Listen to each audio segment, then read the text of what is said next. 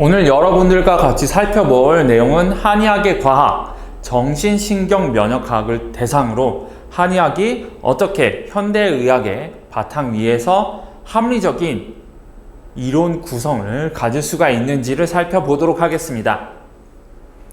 자, 이 그림은 우리 몸에서 신경계, 면역계, 내분비계의 상호작용을 보여주는 한 가지 그림입니다. 대표적으로 신경계와 면역계가 상호 관계하는 그림을 잘 보여주고 있죠.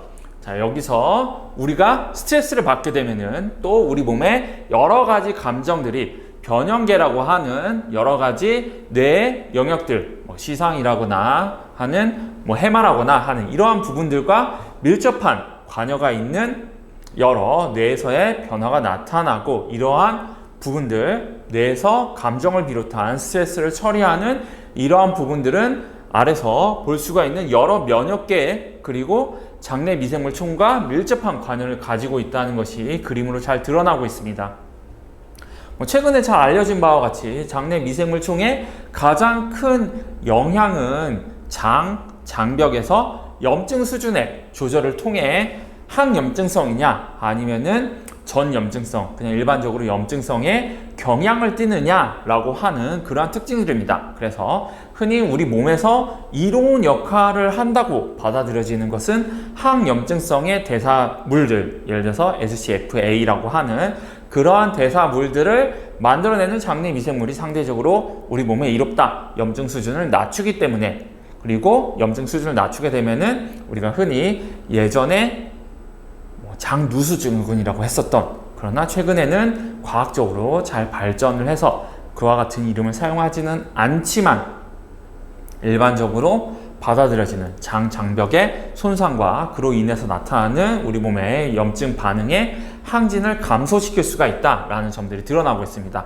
우리 몸에서 장벽에 있어서 변하는 세로토닌이라거나 염증 세포에 의한 사이토카인의 분비, 혹은 그 외 여러 대사물들, 지방산이라거나 가발하거나 세로토닌 전구체들, 그리고 신경계, 특히 미주신경을 통한 조절, 그리고 아드레날린성 신경에 의해서 또 우리 장내 미생물이 조절이 될 수가 있죠. 이와 같이 상행성과 하행성 조절을 통해서 상행성의 여러 염증 관련 인자들, 그리고 염증성 신호들은 우리 머리에 변형계에 여러 영향을 미치게 되고, 그러한 변형계의 여러 영향은 다시 신경계를 타고 내려와서 교감신경이나 부교감신경과 같은 자율신경을 통해서 결과적으로 장내 미생물에 대한 변화를 초래하게 되고, 이것은 우리 몸에서 스트레스와 전신이라고 하는 이분법이 사실은 긴밀하게 신경계와 면역계를 통해서 연결되어 있다고 보여주는 가장 최근의 사례라고 할 수 있을 것입니다. 지금 가장 연구가 잘 되고 있는 장내 미생물만이 아니라 사실 본원적인 측면에서 본다고 한다면은 우리 머리에서 우리가 인지하는 다양한 스트레스, 혹은 인지되지 않는 여러 가지 환경적인 인자라거나 그 외에 여러 가지 문제들, 외부적인 요인들에 의해서 우리 몸이 이것이 스트레스라고 인지하게 되면은 뇌에서 신경염증을 유발하는 대식세포가 뇌에서는 미세악교세포로 존재하게 되는데, 이 미세악교세포의 활성화는 미세악교세포가 염증성의 변화를, 염증성 분화를 유발하게 되고, 이것은 M1형이라고 알려져 있습니다. 상대적으로 염증을 해소하는 방식의 대식세포는 M2형이라고 알려져 있죠.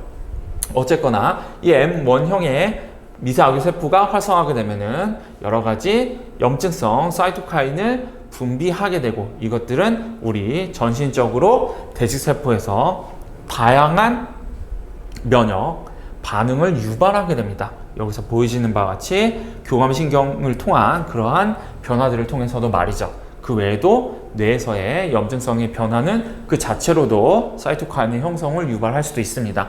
어쨌든 신경염증이라고 하는 이와 같은 현상을 통해서 우리 몸에서는 다양한 면역 반응이 유발이 됩니다. 그와 같은 면역 반응은 대식세포, 단핵구, 이와 같은 면역세포들에서 결과적으로 NF-카팝이라고 하는 인자의 활성화를 통해서 다양한 염증성 사이토카인이 형성이 되는 결과를 낳게 됩니다. 여기에 있어서는 TNF-알파라거나 인터로킨 1 베타라거나 그 외 여러 가지 염증성 사이토카인의 형성이 이어지게 됩니다. 이 단핵구 안에서 염증 세포의 형성은 다른 원인으로도 생길 수가 있습니다. 앞서서 살펴봤던 바와 같이 장 누수증후군, 과거의 이름이지만 장에서 염증 수준이 높아져서 발생하는 것, 혹은 염증, 실제 우리 몸에서 감염이 일어나서 나타나는 염증 반응이라거나 그 외 여러 가지 요인들, 직접적으로 스트레스가 관여할 수가 있겠죠. 이 머리가 느낀 스트레스가, 신경계가 느낀 스트레스에 의해서 간접적으로도 이것이 자극이 될 수도 있고, 신체에 가해지는 직접적인 스트레스 역시 우리 몸에서 면역 반응을 유발을 할 수가 있습니다. 여기에 있어서는 여러 가지 손상 관련 분자 패턴들, 이와 같은 것들이 우리 몸에서 형성이 되겠죠. 예를 들어서 우리 몸에서 예를 들어서 내가 타박상을 입었습니다. 그러면은 신경을 자극을 할 수가 있는 다양한 우리 세포의 파편들이 형성이 되겠죠. 이와 같은 파편들 혹은 감염으로 인해서 증식하는 박테리아의 표면에 있는 인지질 등, 이것을 내독소라고 하는데, 이와 같은 것들이 우리 몸의 면역계를 직접 자극할 수가 있습니다. 이와 같은 자극, 그 외에도 무균성의 자극들 역시도 손상 관련 패턴들로, 분자 패턴들로 알려져 있고요. 이와 같은 인자들로 인해서 우리 단핵구의 표면에 있는 톨라이크 수용체, 그 외에 여러 가지 세포 표면에 있는 수용체들의 변화가 나타나게 되고, 이것들은 우리 단핵구 안에서 염증 반응을 유발할 수 있는 또 다른 요인이 됩니다. 손상이 염증을 낳고 염증이 손상을 낳는 그와 같은 변화들이 일어나게 되는데, 염증은 단순히 우리 몸의 면역계의 변화로만 나타나는 게 아니고, 또 염증이 제가 말씀을 드렸던 것처럼 신경계의 변화로 인해서 염증이 유발이 될 수도 있고, 또 앞서 말씀드린 여러 가지 원인에 의해서 나타난 염증성의 변화가, 여러 염증성 사이토카인은 다시 우리 몸의 신경계를 자극하고, 미주신경이라거나 그 여러 신경들, 또 어떤 혈관을 타고서 직접적인 전신 순환을 통한 여러 변화들을 통해서 다시 신경계에 염증 신호를 전달하게 되고, 이는 다시 신경염증을 유발하는, 그래서 신경염증이 결과적으로 우리 몸의 변형계를 조절하는 그와 같은 작용을 통해서 전신적으로 영향을 미치게 됩니다. 우리 몸에서 일어나는 염증은 단순히 몸의 문제만이 아니라 마음의 문제고, 마음의 문제는 다시 우리 면역계를 통해서, 또 신경계를 통한 자극을 통해서 면역계를 자극함으로써 온몸의 문제를 만든다는 것이죠. 따라서 신경계, 그리고 신경계가 우리 몸을 조절하는 여러 호르몬, 그와 같은 것들을 통해서 벌어지는 여러 내분비적인 변화, 그리고 그 사이에서 우리 몸에 직접적으로 파괴적인 영향력을 가할 수도 있고 회복을 촉진할 수도 있는 면역계의 변화가 서로 긴밀하게 얽혀져 있다. 그리고 이것들은 서로 상호 관계를 통해서 우리 몸이, 정신과 몸이 하나임을 보여주는 가장 강력한 이론 체계가 되고 있습니다. 이것이 바로 정신신경면역학의 기본 원리입니다. 즉, 교감신경의 흥분은 결과적으로 염증을 야기하고, 부교감신경의 항진은 염증을 억제를 하고, 염증의 증가는 신경염증을 초래해서 흥분을 야기하고 신경독성을 초래할 수도 있고, 염증이 감소하게 되면은 신경계의 염증도 감소하게 되고 기분의 변화와 같은 다양한 문제들을 야기할 수가 있죠. 여기서 특히 중요한 것은 물론 교감신경과 부교감신경, 염증과 항염증성의 균형을 잡는 게 대단히 중요하고, 진화의학적 측면에서 봤을 때 우리 몸이 어느 정도 염증성의 경향을 가지는 것이 외부로부터의 감염으로부터 대처를 하고 우리 몸이 유지될 수 있도록 적절한 알람 기능을 가지고 있고, 외부로부터의 침입에 대해서 긴밀하게 반응을 할 수 있도록 하는 데 있어서는 대단히 중요한 반응이라고 할 수가 있습니다. 하지만 현대에 들어서는 더 이상 외부로부터의 감염이 주요한 문제가 되지 않고, 도리어 외부로부터의 자극으로부터 우리 몸을 보호하기 위해 작용해야 될 스트레스에 대한 전신적인 반응, 신경계의 반응이나 면역계의 반응이 사실은 필요 이상으로 계속 작용을 해서 우리 몸의 건강을 해치는 그러한 인자로서 작용하고 있습니다. 따라서 결과적으로 본다면 우리 몸은 석기 시대를 살고 있지만 우리의 환경은 이미 현대 환경이 되어 있기 때문에 우리 몸은 사실상 현대 환경에 제대로 적응하지 못하고 우리 몸의 시스템은 불필요한 비효율적인 모습을 가지고 있다는 것이죠. 따라서 여기에 있어서 적절한 의학적 개입은 우리 몸이 현대생활을 살아가게 하는데 대단히 중요하다라고 할 수 있을 것입니다. 이와 같이 신경계와 면역계를 조절할 수 있는 의학적 중재들 무엇이 있을까요? 제가 기존의 강의들에서 가장 누차 말씀을 드렸듯이 NF-kappaB를 직접적으로 표적을 하는 의약품 뭐가 있습니까? 대표적으로 한약이 있죠. 또 우리 몸의 변형계를 조절하는 치료법들 무엇이 있습니까? 대표적으로 침치료가 있죠. 이렇게 한의학적인 치료들은 결과적으로 우리 몸의 신경계와 내부계를 직접적으로 조절할 수 있는 가장 강력한 두 가지 도구가 확립이 돼서 지금까지 2000년 이상 널리 활용이 되고 있다라는 것들을 보여줍니다. 다만 현대에 들어서 굉장히 우리 몸에 대한 과학적인 지식이 늘어났음에도 불구하고 아직까지 한의학적인 치료, 침구치료라거나 한약치료에 대한 설명들은 여전히 전통 한의학적인 설명에 치우치고 있다는 문제가 있습니다.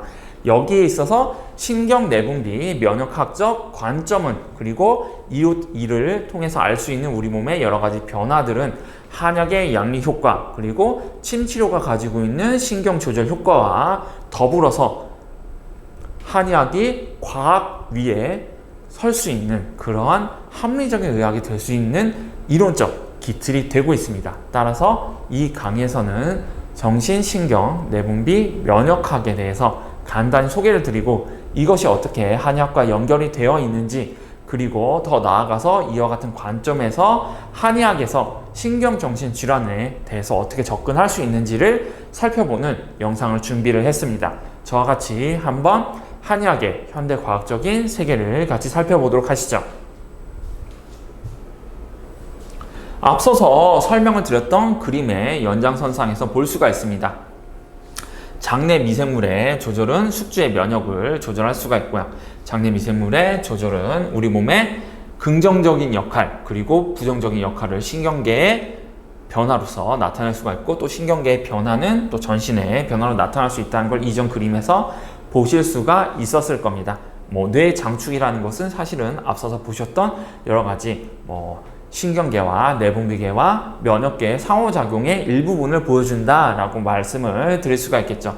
여기 오른쪽 그림은 더 상대적으로 더 직접적으로 우리 몸의 신경계와 면역계의 상호작용을 잘 보여줍니다. 우리 몸에서 스트레스가 발생을 하게 되면은 그로 인해서 시상하부 뇌하수체 HPA-축에 의한 그와 같은 스트레스 반응이 유발이 될 수가 있고 이것은 교감신경의 흥분 이것들이 우리 몸에서 HPA-축에 의해서 코티솔의 분비, 부신에서의 코티솔의 분비가 코티솔은 여기서 간단히 설명을 드리지만 NF-kappaB를 억제를 할 수 있는 호르몬 중에 하나고요. 이것은 우리가 가장 잘 알고 있는 의약품인 당젤 코르티코이드, 즉 스테로이드입니다.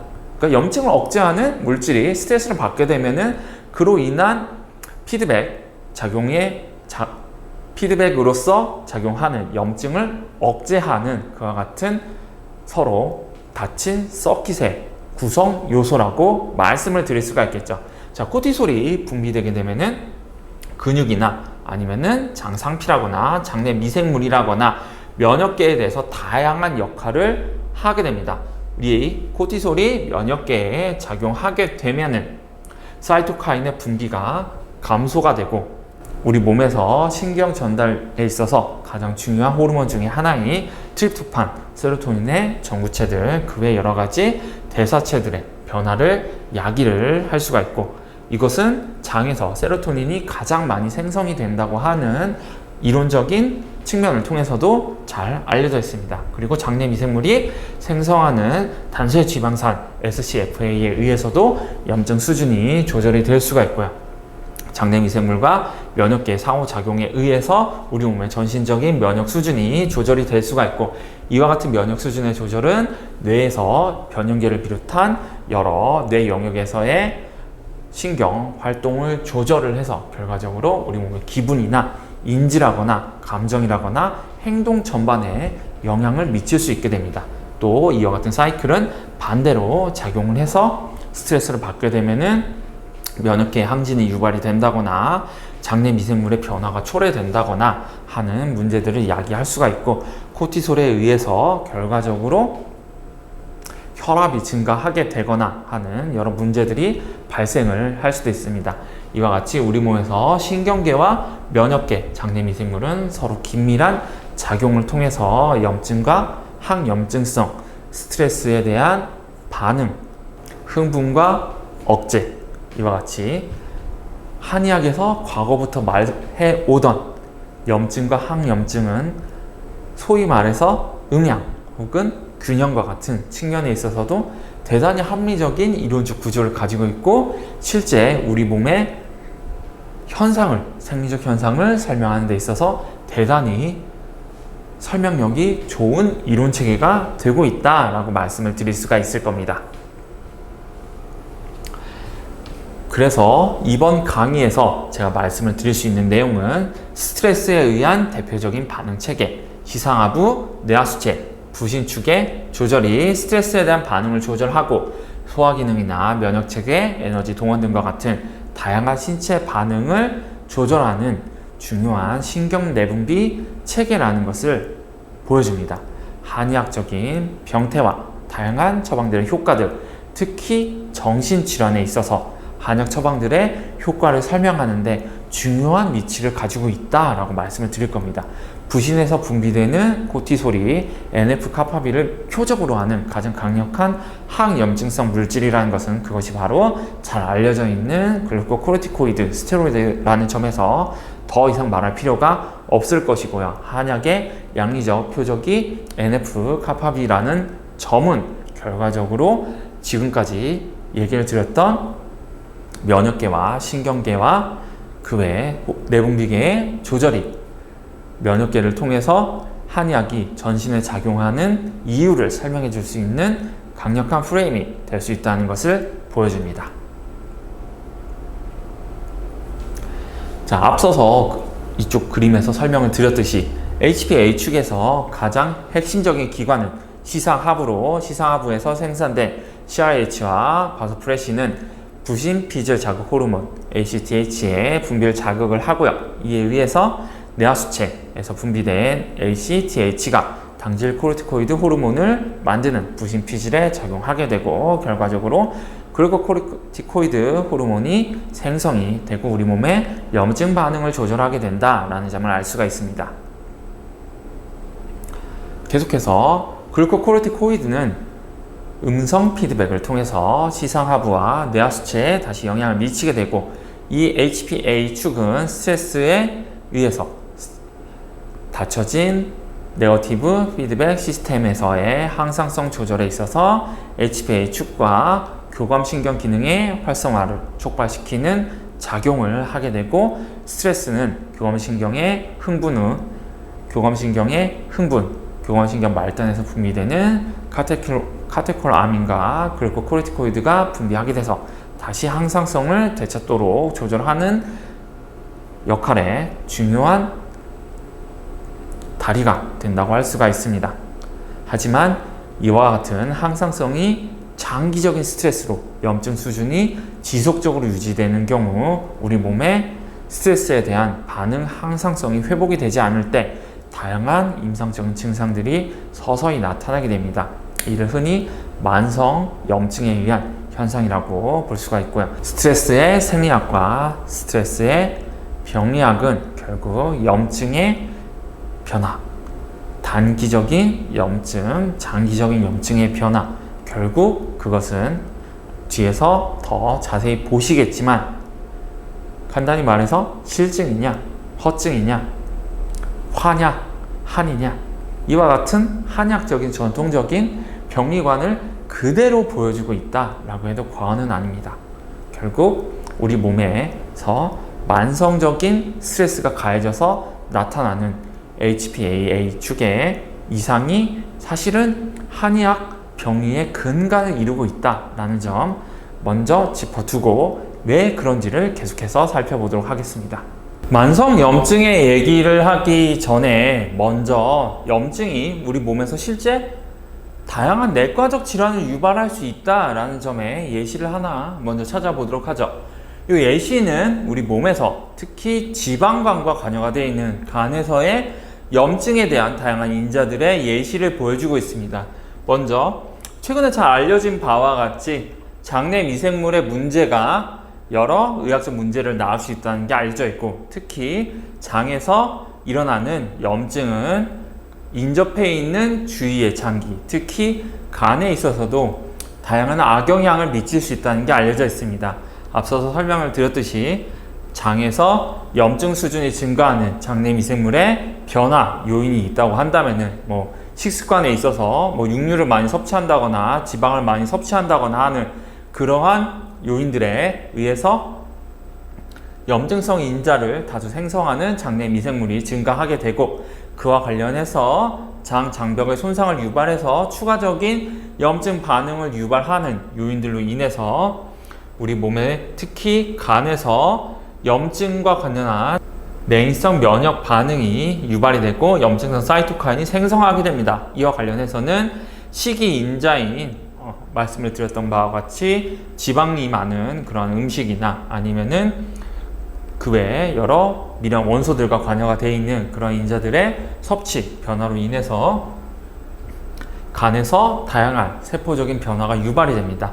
이와 같이 지방은 염증성 인자들, 아라키도닉 산의 전구체이기도 하고요. 지방산은 그로 인해서 염증 관련 인자들의 생성을 유발을 할 수가 있고요. 그로 인해 세포 내 스트레스 수준이 증가한다, 혹은 이와 관련해서 세포 사멸을 유발할 수 있는 여러 가지 신호들이 증가하게 된다. 그 결과는 결국 염증 수준의 증가, 그리고 세포 사멸로 이어지게 돼서 간 기능의 손상으로 이어질 수 있다라는 점을 보여줍니다.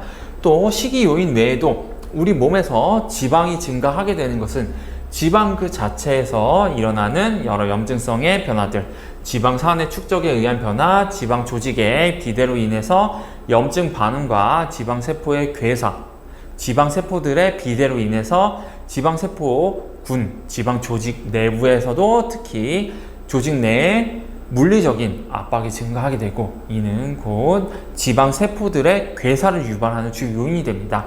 이와 같이 세포의 사멸 자체, 세포의 괴사는 이와 관련해서 염증 수준을 증가시키는 요인이 될 수가 있습니다. 또 지방으로 인해서 E형 대식세포로의 분화가 촉진이 될 수가 있고요. 이와 관련해서도 인슐린 저항성의 증가가 일어난다. 그리고 염증 수준의 증가가 일어나는 변화가 나타나게 됩니다. 이 역시도 세포에 있어서 간뿐만 아니라 전신적인 세포 수준의 스트레스 반응의 증가를 유발하게 되고, 염증 반응을 유발하게 되고, 결과적으로 세포 사멸을 유발하게 됩니다. 여기에 있어서 주가 되는 것은 즉 염증성의 대식세포, 즉 M1형 대식세포가 될 수가 있겠죠. 간에서 이와 같이 반복된 염증은 결과적으로 간에서 반응, 섬유화 조직을 증가시키게 되고, 이는 점진적으로 지방간에서 점차적으로 만성적으로 간 경변을 유발할 수 있게 되고, 이는 최종적으로 간암으로 진행되는 결과를 낳게 됩니다.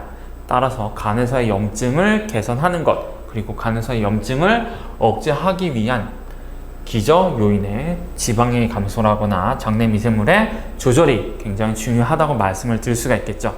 이와 관련해서 염증을 조절할 수가 있는 특정한 오메가 지방산의 섭취라거나 혹은 간에서 염증 수준을 감소시킬 수 있는 여러 가지 노력이 필요할 겁니다. 말씀을 드렸듯이 지방간 그리고 여러 간에서의 질환은 염증에 의해서 나타나고 염증에 의해서 악화가 되기 때문에 염증을 억제하는 치료가 효과적일 수가 있겠죠. 따라서 이와 관련해 대표적인 치료 효과를 가진, 간에서의 대표적인 효과를 가진 처방 중에 하나가 소시호탕이죠. 소시호탕은 B형 간염에서는 간염 바이러스에 대한 간에서의 염증 반응을 감소시키는 기전으로 인해서 그를 통해서 간 경변에서 간암으로의 진행을 억제하는 등의 효과가 있는 것으로 알려져 있고요. 그 외에도 다양한 간 질환, 지방간이나 여러 간 염증성 질환에 있어서 치료 효과를 나타낸다는 게 알려져 있습니다. 시효가 반피효 반리에 소시효탕이 그런 작용을 한다는 식으로 접근할 수도 있겠지만, 특히 시효가 간에서 염증 반응을 조절하는 그러한 작용을 통해서 결과적으로 간에서의 염증을 억제를 하고, 이를 통해서 간에서의 병리적 진행을 억제를 한다라는 것들을 통해서 우리는 현대적으로 한의학의 이론이 과학적으로 타당한 구조를 가지고 있음을 알게 됩니다. 따라서 즉 간에서 염증을 조절하는 것, 염증을 조절하는 치료가 한의학의 본질 중에 하나고, 염증을 조절하는 것, 이것이 한의학적 치료의 효과를 설명하는 데 있어서 제일 중요한 병리 이론, 즉 면역과 염증이다 라고 말씀을 드릴 수가 있겠습니다. 임상적으로 봤을 때 우리가 항상 말을 하듯이 염증이 정말 중요한가 라고 했을 때 대표적으로 우리 한의학에서 말하는 변증을 얘기를 드릴 수가 있습니다. 여기 한번 제가 설명을 드린 그림을 한번 보도록 합시다. 항상 피곤하고 기력이 없다. 항상 설사를 자주 하고 속이 불편하다. 기분이 우울하다. 모발이 가늘다. 쉽게 감기 등 감염 질환에 걸리고 재발성의 감염이 나타난다. 입이 마르고 냄새가 난다. 몸이 자주 붓고 어지럽다. 잘 개선이 되지 않는 만성적인 통증이 있다. 기억력이 떨어진다. 손발이 차고 저리다. 같은 증상들. 어디서 많이 본 것 아닙니까? 우리 한의학에서 허증과 관여가 되어 있는 많은 증상들을 포괄하고 있는 증상들입니다. 반대쪽도 한번 보시죠. 의욕이 떨어지고 기력이 없다. 골 손실이 나타난다. 피하에 출혈이 나타난다. 다양한 부위에 통증이 나타난다. 항상 두근거리고 불안하다. 몸이 자주 붓고 체중이 늘었다. 불면과 수면 장애가 나타난다. 어지럽고 눈이 피로하다. 식욕이 감퇴되었다. 증상이 주기적으로 상승되었다. 하강되는 사이클을 그린다. 자, 이와 같은 패턴들 정말 어디서 많이 본 것들 아닙니까? 하지만 이것은 한의학에 있어서 한의학 변증을 설명한 이론이 아니라 의학에서, 현대의학에서 말하는 염증에 의해서, 특히 만성 염증에 의해서 나타나는 다양한 임상적인 증상들입니다. 허증인가? 실증인가? 아니면은 환증인가? 아니면은 열증인가? 이와 같은 전통적인 한의학적인 병리관을 굳이 나열하지 않는다고 하더라도 이와 같은 다양한 임상적인 증상들, 피곤하다, 모발이 가늘다, 쇠약하다, 몸에서 냄새가 난다, 이와 같은 모든 이상들은 주로 다 염증에 기반을 둔 병리적인 현상, 임상적인 현상이다 라는 것들이 지난 20년간의 연구들을 통해서 대단히 많이 밝혀지게 되었습니다. 또 염증으로 인해서 앞서 말씀을 드렸듯이 심신의학, 즉 우리 신경계와 내분비 그리고 면역계의 상호작용만을 이해하는 것만이 아니라 임상에서의 다양한 증상들이 바로 염증과 밀접한 관여가 되어 있고, 염증의 조절이 다음과 같은 증상을 개선하는데 대단히 효과적이다. 즉 염증으로 인해서 다음과 같이 전통 한의학에서 말하는 다양한 허증 관련 증상들이 뚜렷하게 나타날 수가 있고, 또 반대로 그와 같은 증상들의 기저에는 면역계의 이상이 존재한다. 또 염증 반응에 지속된 염증 반응, 만성적인 염증 반응이 존재한다 라는 것들이 밝혀지게 돼서 한의학에서 한의학의 이론이 사실은 이와 정말 유사할 정도로 같다고 한다면 사실 한의학의 이론이라는 것이 이와 같은 만성 염증 관련한 현상들을 임의적으로 조합한 것이다 라고 이해하는 것은 어렵지 않게 받아들일 수 있는 사실일 겁니다. 이와 더불어서 한약의 양리가 염증과 면역계를 조절한다는 또 다른 사실, 침 치료가 마찬가지로 신경계를 조절해서 면역 반응을 조절한다는 그와 같은 현상들을 또다시 살펴보게 된다면은 이와 같은 관점, 즉 한의학은 과거로부터 육안으로 관찰할 수 있는 다양한 임상적인 증상에 기반해서 발전해온 의학인데, 현대에 들어서 발전해온 독자적으로 발전한 심신의학의 이론, 스트레스의 생리학과 병리학 이론, 이를 통합해서 봤더니 결국 신경, 정신 면역계의 상호작용은 결국 한의학의 대다수 이론 체계를 대체할 수 있을 정도로 대단히 한의학의 현상들을, 한의학 원전에서 말해왔던 현상들을 잘 설명할 수 있게 되었다라고 볼 수 있게 된 것입니다. 상당히 놀라운 일이 아닐 수가 없죠. 한의학이 과학으로 설명할 수 없는 게 아니라 사실은 이미 몇십 년 전부터 너무 과학적으로 잘 설명할 수 있는 학문 체계를 이미 인접한 의학이라는 학문에 두고 있었다는 것입니다. 이제 한의학의 발전을 위해서 한의계가 할 수 있는 일은 이 이미 완성되어 있는 이론 체계를 들여다가 한의학적인 치료들, 침치료나 한약치료를 비롯한 다양한 정신신경 면역계를 조절할 수 있는 치료들과 통합을 하는 그런 작업들이 필요하다는 것이죠. 아무리 원전을 많이 보고 전통 의서를 많이 본다고 하더라도 이와 같은 앞서 보여드린 것 같은 분자 수준의 병리를 잘 이해를 할 수는 없습니다. 반대로 과학적인 연구가 축적이 됨에 따라서 분자적인 기전에서부터 임상 수준에 이르는 다양한 연구들이 축적됨에 따라서 오히려 한의학을 더 잘 이해할 수 있게 된 거죠. 전통 의서와 전통 의학의 경험이 거짓이나 가짜가 아니라 그분들은 그 당시 나름의 학문 수준에 입각해서 이와 같은 정신신경 면역학에 입각한 임상적인 질환에 대한 해석을 해왔다라는 것이라고 볼 수 있는 것입니다. 조금 더 깊게 살펴보도록 하죠. 자, 여기 왼쪽 그림을 보면은 염증과 스트레스 반응 사이에 관여도가 잘 그려져 있습니다. 우리 염증이 정신질환과 혹은 스트레스에 의한 우울 반응과 밀접한 관여가 있다는 것은 앞서 제가 면역계와 중추신경, 즉 뇌와의 관계를 통해서 어느 정도 설명을 드렸습니다. 일반적인 상태에서는 스트레스를 받는다고 하더라도 우리 몸의 정신 환경이 크게 변하지는 않습니다. 우울증과 아니면은 조울증, 혹은 이제 기분 장애에 있어서는 조증과 우울의 변화가 크게 나타나진 않죠. 이와 관련해서 신경 영양 인자 중에 하나인 BDNF와 염증성 사이토카인인 이 파란색으로 그려져 있는 염증 사이토카인의 변화는 일정한 수준에서 조절이 되고, 물론 우리 몸이 감당해야 되는 정신적인 부하에는 어느 정도 점진적으로 상승하는 경향을 보이고, 내분비 차원에서도 제가 아까 간에서 염증 수준과 인슐린 저항성 간에 밀접한 관여가 있다고 말씀을 드렸죠. 염증 수준이 변화됨에 따라서 서서히 인슐린 저항성도 증가하게 된다라는 점을 보여줍니다.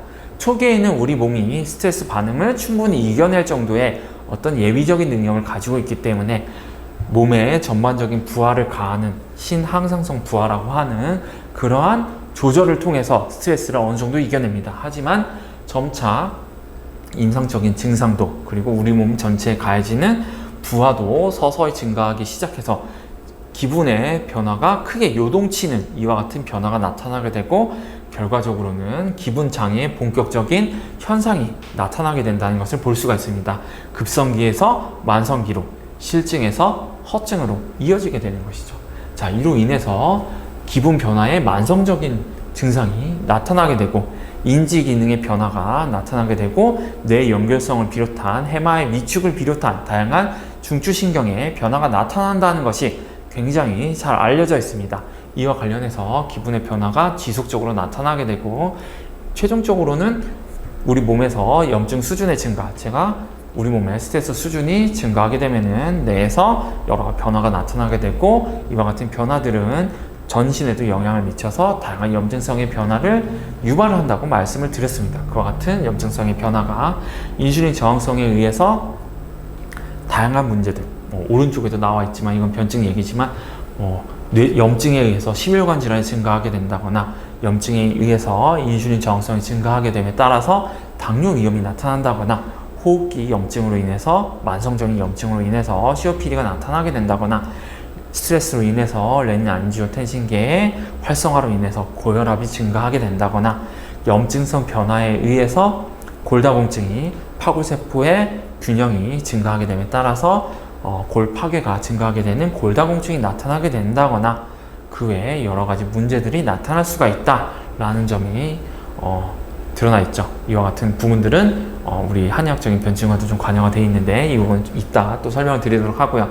이와 같이 정신적인 문제가 말 그대로 전신의 문제로 나타날 수가 있게 되고, 반대로 인슐린 저항성에서 드러나듯이 인슐린 저항성이 증가하게 됨에 따라서 우리 몸에 염증성 변화가 일어나게 되고 면역계에 항진이 나타나게 되면 그것이 앞서서 그림에서 보셨던 바와 같이 면역계가 신경계에 영향을 미치고 중추신경에 영향을 미쳐가지고 우울장애를 진행을 시키고 악화를 시킬 수가 있다라는 것들이 확인되어 있습니다. 결국 만성적인 변화, 즉 신항상성의 변화, 우리 몸이 스트레스 상태에 의해서 적응하기 위한 변화가 일정 수준 이상으로 부하가 증가하게 되면은 이에서 보여지는 것과 같이 다양한 요동, 소위 말해서 최근에 복잡계 과학에서 알려지는 바와 같이 상전이, 그리고 그 전이 단계 전에 있어서 나타나는 큰 요동들, 이와 같은 요동에 따라서 결과적으로 우리 몸의 시스템 자체가 이러한 만성 환경에 적응하게 되는 변화가 나타나게 되고,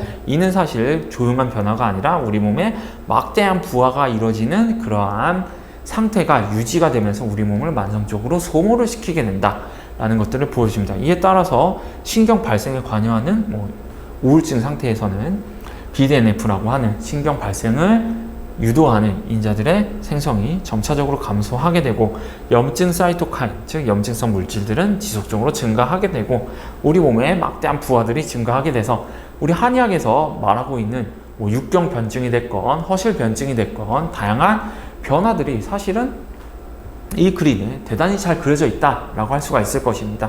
이 경우에는 굉장히 치료하기가 쉽고, 이런 경우에는 치료하기가 어렵다. 왜? 우리 몸의 네트워크 자체가, 우리 몸의 복잡계 자체가 이미 이 상태에 적응해서 변해버렸기 때문에, 이미 이 상태, 병리적인 상태가 안정이 되어 있기 때문에 이를 다시 정상적인 상태로 변화시키기 위해서는 대단히 많은 노력이 필요하다. 즉 오래된 질환을 치료하는 데 있어서는 오랜 시간이 필요하다라고 하는 한의학의 임상적인 진리가 사실은 이와 같은 현대 과학 이론을 통해서도 얼마든지 설명이 될 수가 있다라는 점을 보여주죠.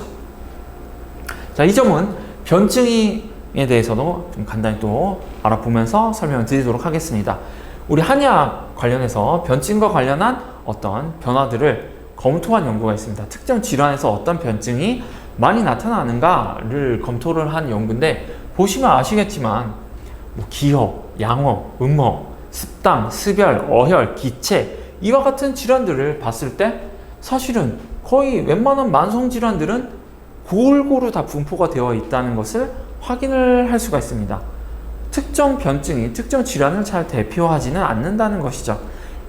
어혈증, 예를 들어서 꼭 관성동맥 질환이 어혈증이냐?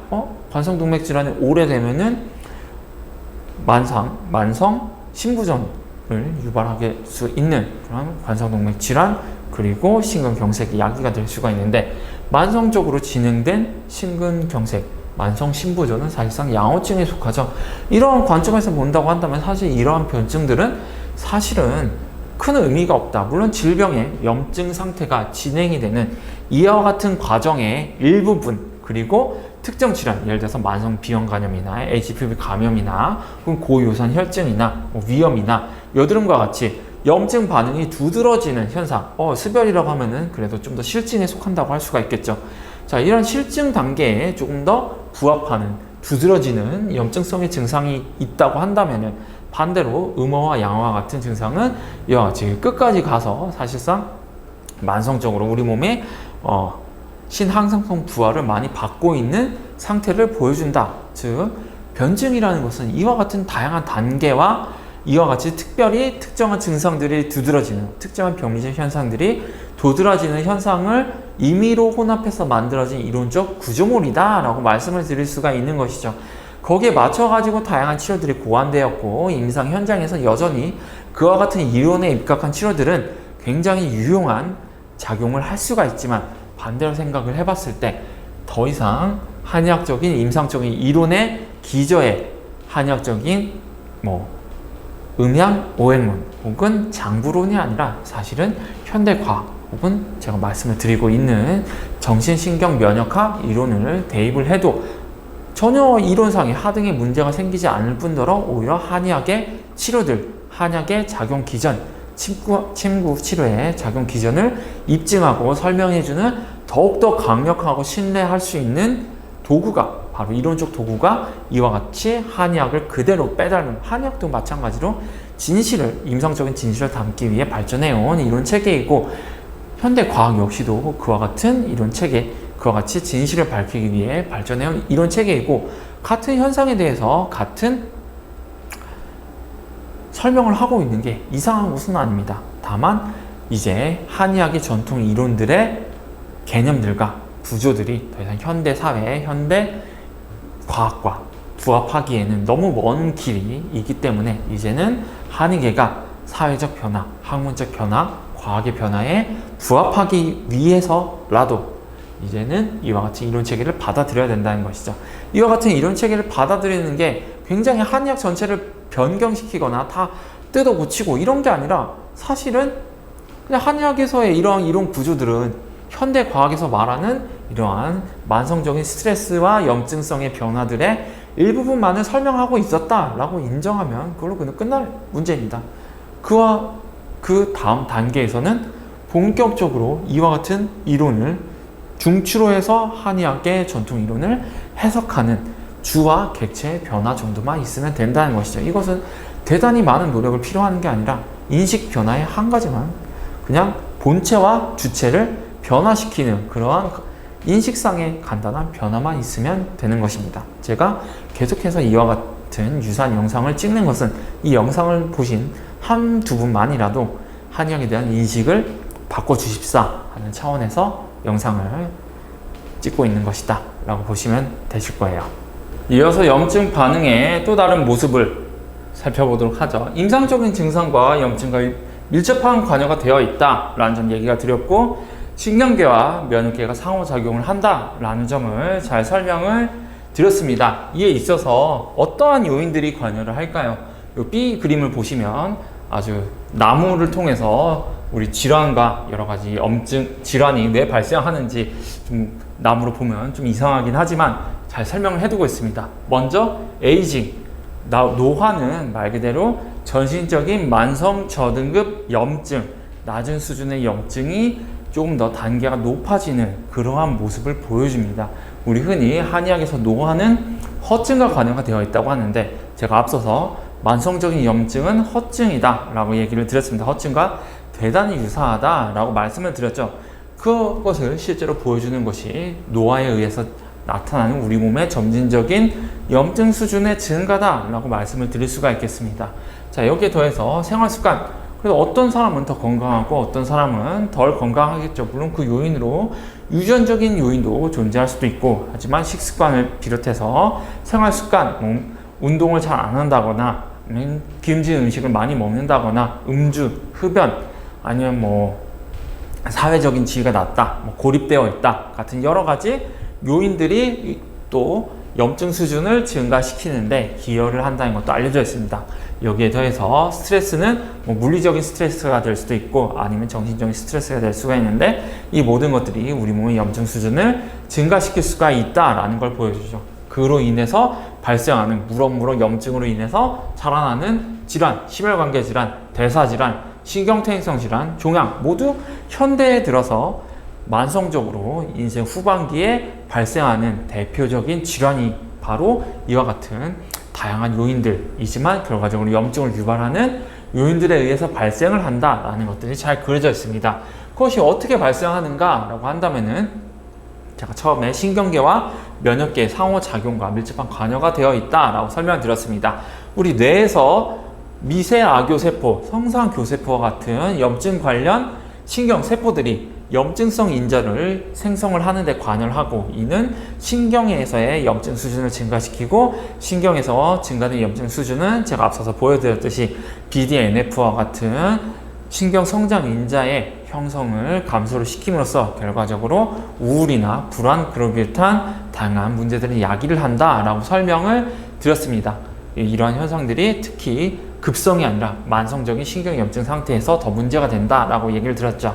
또 우리 생리학에서 항상 말하는 fight or flight 반응, 즉 교감신경의 급격한 흥분이 초기에는 나타나게 되고, 이로 인해서 스트레스 반응에 관여하는 HPA-중 시상하부 뇌하수체 부신축의 항진으로 인해서 염증 수준이 증가하게 된다라는 점이 알려져 있습니다. 우리 카테콜라민의 분비로 인해 가지고 신경 발달해서 교감신경의 흥분에 의해서 나타나는 여러 흥분성 신경 전달 물질들이 결과적으로 세포 수준에 있어서는 염증 수준을 증가시킨다라는 것들이 잘 알려져 있는 것이죠. 그를 막기 위해서 부신에서 항염증성 작용을 하는 스테로이드가 분비가 되지만, 그 나름의 또 다른 부작용, 혈압을 증가시킨다거나 분해 작용을 통해서 다양한 문제들을 야기시킨다거나 하는 그런 문제들도 존재합니다. 또 스테로이드는 인슐린 저항성을 야기할 수도 있죠. 이와 같은 문제들로 인해서 인슐린 저항성이 증가하게 되면은 바로 질환으로서 지방간이 발생을 할 수 있게 되고요. 또 염증 수준의 증가는 간에서의 염증 수준, 간에서의 대식세포인 쿠퍼셀의 염증성 사이토카인의 형성을 촉진을 시킴으로써 지방간을 더욱더 야기를 할 수가 있게 되죠. 또 염증 수준이 증가하게 되면 레닌 안지오텐신계의 활성화가 유발이 된다거나 내인성 나이트라이트 옥사이드 합성 효소의 활동에 장애가 생겨서 혈관의 확장이 원활하지 않게 되고 혈관이 수축하게 되고, 그것이 혈압을 향상시키고 혈관에서 죽상경화증의 진행을 야기하는 그런 요인이 된다는 것도 알려져 있습니다. 혈관의 장애도 나타날 수가 있게 되겠죠. 그래서 우리 어혈이라고 하는 병태의 일부, 어혈에 있어서 혈류장애가 나타난다 하는 것은 결국 이와 같은 염증 수준의 이상을 보여주는 것이다 라고 볼 수가 있겠습니다. 예를 들어서 흉노고만 같은 경우 우리 몸에 스트레스 반응이 증가하게 되면은 그와 같은 임상적인 증상도 나타나게 된다는 것이 실험적인 연구를 통해서 알려져 있습니다. 즉, 결국 어혈만이 아니라 어혈도 그렇고 그 외 한의학적인 다양한 병증들은 결국 염증 반응의 일부분을 보여주는 것이다 라는 사례가 될 수가 있겠죠. 어쨌든 죽상경화증은 기본적으로 심혈관계 질환의 기초가 되고, 이로 인해서 다양한 문제들이 야기가 되고 심근경색이 유발이 될 수가 있고, 최종적으로는 심부전으로 인해 환자가 사망할 수 있게 됩니다. 또 심혈관계 장애는 간이나 신장에서의 문제도 야기를 할 수가 있게 되고, 신기능의 감소는 결과적으로 만성 심부전을 유발을 할 수도 있겠죠. 자, 그 외에도 내당능 장애가 야기가 될 수가 있고요. 인슐린 저항성에 의해서, 인슐린 저항성은 염증과 항상 같이 간다라고 보시면 될 겁니다. 그로 인해서 우리 몸에서 2형 당뇨의 원인이 되는 췌장 베타세포의 알로스타시스, 즉 췌장 베타세포가 인슐린을 분비하기 위해서 더 많은 노력을 하게 되고, 그와 같은 노력들이 일정 수준 이상, 즉 알로스타시스 신항상성 부하가 지속이 되면은 췌장 베타세포가 사멸을 하게 되는 그러한 문제들이 야기가 되면서 결과적으로 췌장에서 인슐린을 제대로 생성을 하지 못하게 됨으로써 2형 당뇨가 생긴다라는 것들이 알려져 있습니다. 결국 2형 당뇨의 원인도 이 스트레스 혹은 염증이다 라고 할 수가 있는 것이죠. 이와 외에도 다양한 염증성의 문제들은 우리 몸에서 세포들을 손상을 시키고 세포의 반응을 세포에서의 반응을 변화를 시키고, 특히 염증성의 환경이 점점 더 증가하게 되면은 염증 반응에 적응하기 위한 변화들이 지속적으로 세포 수준에서 나타나게 되면서 염증 환경에 최적화된 세포들, 즉 암세포들이 서서히 생존할 확률이 높아지게 되고, 그로 인해 결국에는 종양이 발생하게 됩니다. 이것이 바로 이와 같은 여러 가지 요인들에 의해서 만성질환이 생기는 그러한 문제가 된다라고 볼 수가 있겠죠. 또 신경염증에 의해서 뉴런의 발생에 장애가 생기고 신경세포가 사멸하게 되면 그것이 신경퇴행성 질환, 파킨슨이라거나 알츠하이머의 원인이 된다라는 것들은 대단히 잘 알려져 있습니다. 결국 반대로 얘기를 한다면 스트레스를 개선하고 염증을 개선하는 것은 이와 같은 다양한 질환들을 개선하는 기초 요인이 된다고 말을 할 수가 있겠죠. 자, 그와 같은 요인들 또 다른 측면에서 보도록 하죠. 우리 만성의 염증과 급성의 염증 반응, 우리 급성 염증 반응 같은 경우에는 우리가 생존하기 위해서 급성의 어떤 스트레스 반응에 의해서 살아남기 위한 긍정적인 작용도 있습니다.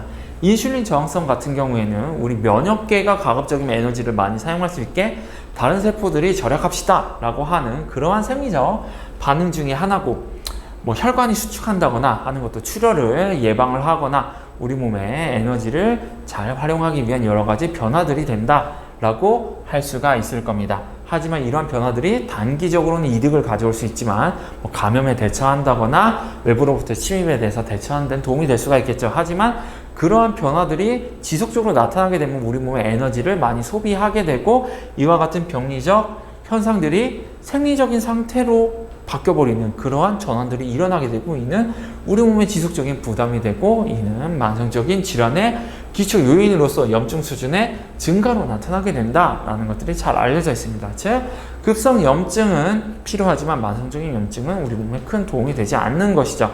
사실은 염증 반응 자체도 굉장히 불필요하게 자주 일어나는 특성이 있습니다. 따라서 젊은 시절에 나타나는 염증 반응은 노후에 있어서는 우리 몸의 다양한 만성 질환에 초석이 된다라고 할 수 있겠죠. 그럼에도 불구하고 이와 같은 염증 반응이 살아남은 것은 우리 몸이 진화적인 차원에서 일단 살아남아서 자손을 남길 수가 있는 가임기 20대에서 40대 사이에 혜택을 볼 수가 있다고 한다면은, 그게 그로 인한 문제들이 60대에 나타난다고 하더라도 다 우리 후손에게 전달이 돼서 진화적인 풀을 이룰 수가 있겠죠. 그것이 우리 몸에서 염증 반응이 필요 이상으로 과도하게 된 문제를 이야기하고 있는 근본적인 진화적 요인이다 라고 할 수가 있겠죠. 이렇게 얘기를 한다고 한다면은 생물학에서 말하는 생물학의 근본적인 현상들은 모두 진화적 차원에서 설명을 할 수가 있어야 된다 라는 점도 만족을 시키면서 다양한 질병의 요인들을 설명을 시킬 수가 있게 되고, 그로 인해서 또 한의학적 치료의 특성도 잘 보여주는 한 가지 사례가 될 수가 있을 겁니다. 자, 우리 몸에서 적절한 염증 반응을 유도하도록 하는 것, 일반적으로 우리 몸에서는 3 정도 수준의 반응이 일어나게 됩니다. 1 정도로 가볍게 염증이 나타났다 없어지는 경우는 생각보다 흔하지가 않습니다.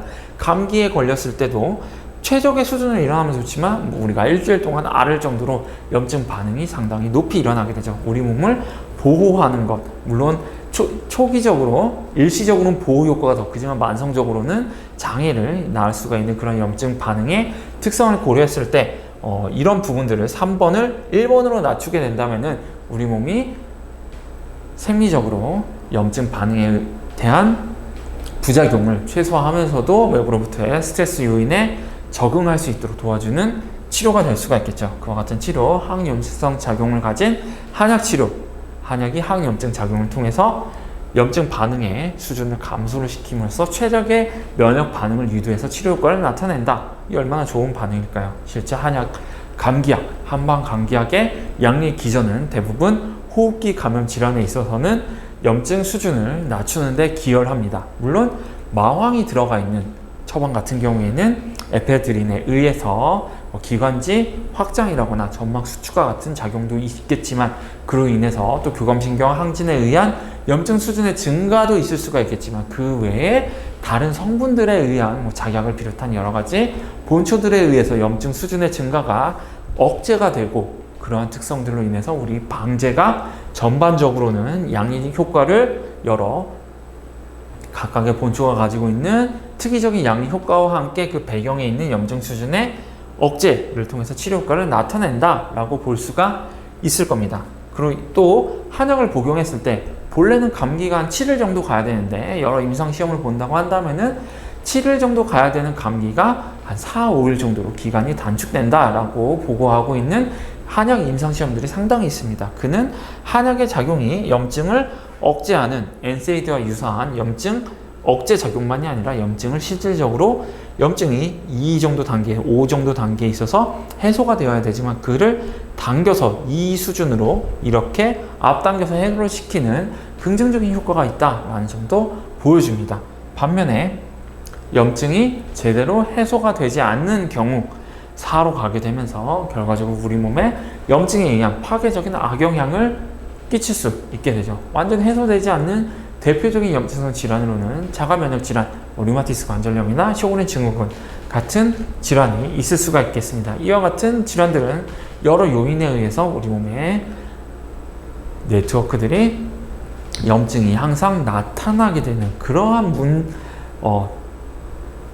생리적인 안정성을 가지고 있게 된다라고 말씀을 드릴 수가 있겠죠. 그분들은 염증이 나타나는 게 생리적인 반응이 된 겁니다. 그로 인해서 지속적으로 염증이 일어나서 관절이 파괴가 되고 다시 우리 몸에 염증 반응이 지속이 될 수가 없을 정도로 소진이 되면은 일시적인 관해 상태가 나타났다가 다시 염증이 유발이 되는 그런 악순환을 거치게 되고, 이러한 사이클, 염증의 악화와 관해가 반복되는 패턴들은 그 외에도 다양한 만성적인 질환에서 호흡기 질환을 비롯해서 그 외의 여러 가지 질환에서도 흔히 나타나는 문제이기도 합니다.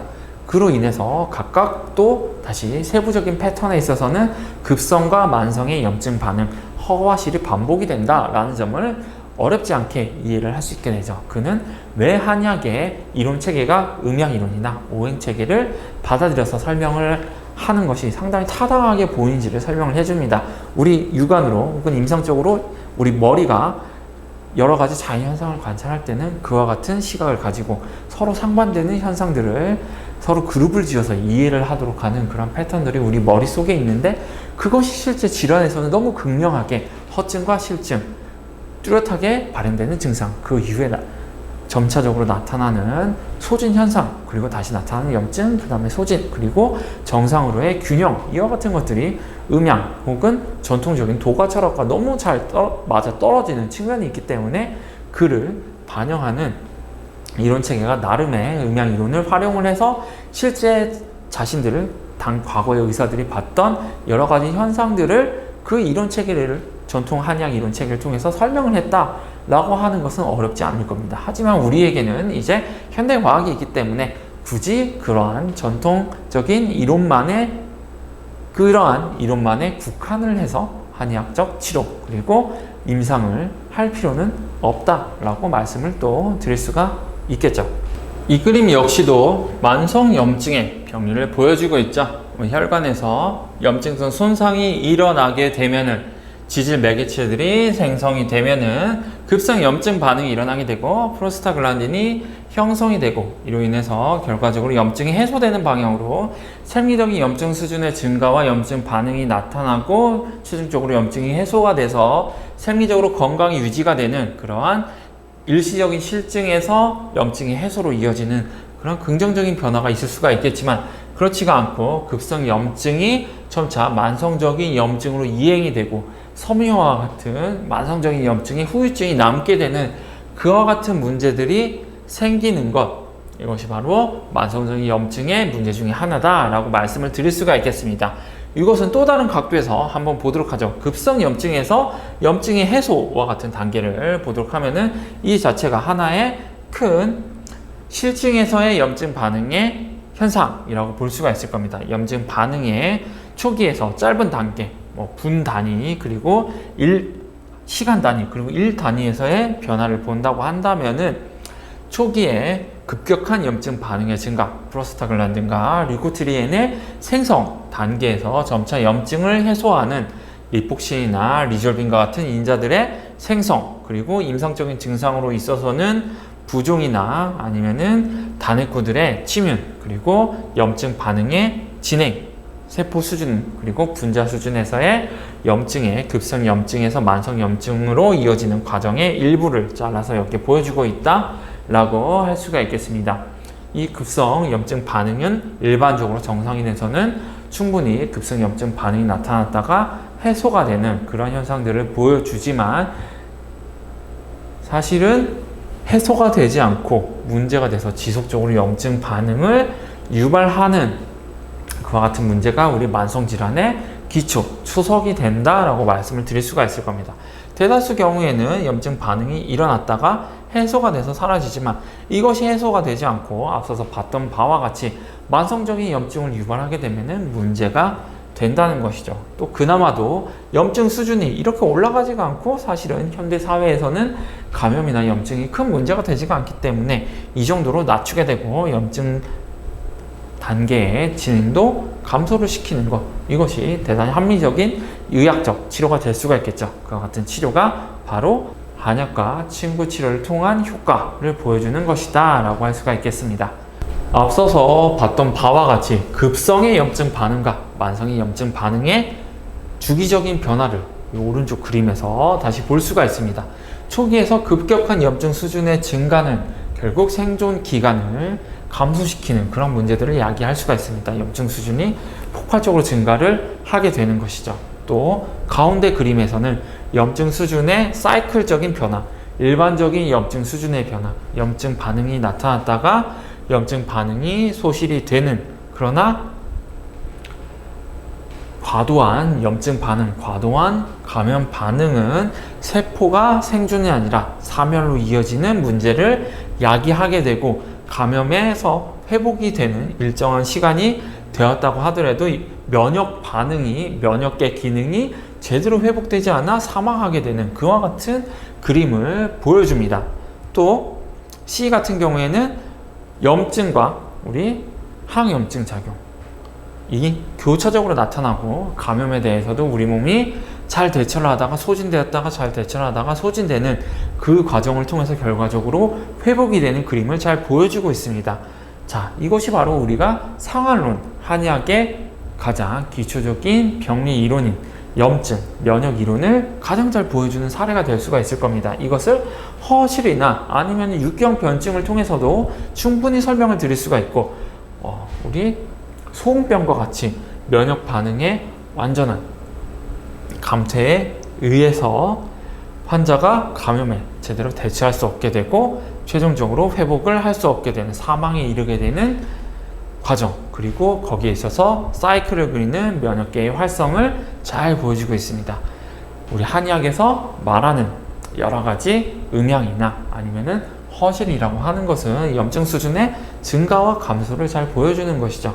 우리 상한에서 며칠 후 회복을 했다가 다시 어떤 이유로 사망을 했다라고 하는 상한론의 조문만 본다고 하더라도, 감염에서 회복이 된 이후에도 지속적인 조리가 필요하다고 한 것, 대병의 조리가 중요하다라고 했던 이유를, 이를 통해서 면역계가 실제로 기능이 감소가 돼서 기회감염에 의해서 쉽게 환자가 사망을 할 수가 있기 때문에, 이를 개선하는 우리 십전대보탕을 비롯한 여러 가지 보익제제들은 면역계를 자극을 해서 면역 기능을 끌어올리는 그와 같은 기능이 있기 때문에 그러한 약으로 환자의 몸을 조리하도록 했다라는 것들을 보여주죠. 또 이와 같이 염증과 항염증, 화와 수의 사이클을 잘 또 보여주고 있다라고 할 수가 있을 겁니다.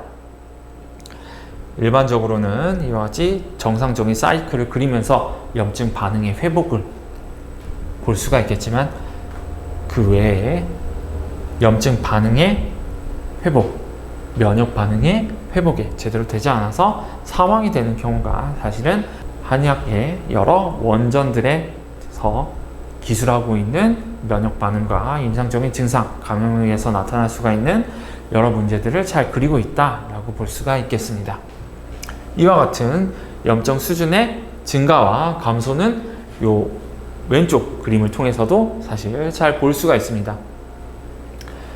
오른쪽에서 볼 수 있는 바와 같은 염증성과 항염증성의 조절은 최적의 면역 반응이라고 하는 가운데 단계에서 봤을 때, 염증 수준의 높은 수준, 그리고 항염증 반응과 항염증 반응의 과도한 항염증 반응으로 인한 면역 기능의 약화를 최적화시키는 그와 같은 치료가 필요하다는 것을 보여준 한 가지 그림이라고 볼 수가 있을 겁니다. 이 반응은 어디서 나타나느냐? 바로 폐혈증에서 나타나는 것이죠. 대표적인 염증 반응이고, 특히 감염이 지속되면서 나타나는 대표적인 우리 치명적인 현상이라고 볼 수가 있을 겁니다. 폐혈증에 관여하는 여러 가지 요인들, 앞서서 다양한 요인들이 관여하고 있다고 했는데 마찬가지죠. 노화에 의해서 면역계가 적절한 반응을 하지 못하는 것, 환경적인 문제들, 기저질환, 이미 염증에 의해서 우리 몸의 면역계가 교란이 일어난 그와 같은 상태, 장내 미생물의 변화, 후성 유전학적 변화들이 모두 다 폐혈증의 발생에 관여하는 인자가 된다라는 것을 보여줍니다. 그래서 우리가 감염이 본격적으로 진행돼서 우리 몸의 손상을 유발할 수 있을 정도로 강력한 염증이 일어나는 것, 우리 손상을 유발할 수 있을 정도의 염증 반응을 잘 보여주고, 이에 이어서 나타나는 면역의 급격한 억제를 또 보여줍니다. 염증 수준의 증가와 항염증 작용, 면역 억제 반응의 진행을 잘 보여주고 이 과정에서 면역 기능의 불균형도 잘 보여주고요. 면역 억제가 염증 수준의 급격한 증가에 뒤따라서 나타나게 된다. 그만큼 초기에 있어서 염증 반응의 변동, 염증 수준의 급격한 하락, 염증 수준의 변화가 급격하다라는 것들을 보여준다. 염증 반응이 극심할수록 오히려 면역 억제가 강하다라는 것들, 참 어떻게 보면은 역설적인 현상이긴 하지만 최근에 코로나19 바이러스에 대한 연구 문헌들을 자주 일부 읽어보셨고 그와 관련한 병태 생리를 이해하셨다고 한다면은 사실은 이와 같은 현상들은 상한론에 기재되어 있는 육경병의 과정을 그대로 잘 보여주고 있을 뿐더러 그것이 사실은 다양한 폐혈증, 즉 면역 반응에 조절되지 않는 이상을 그대로 그려주고 있는 현상이다 라고 보실 수가 있을 겁니다. 코로나는 다양한 면역 반응의 한 원인, 요인이다. 그를 통해서 우리가 알고 있는 상한론의 육경 변증상의 변화가 나타난다라는 걸 볼 수가 있죠.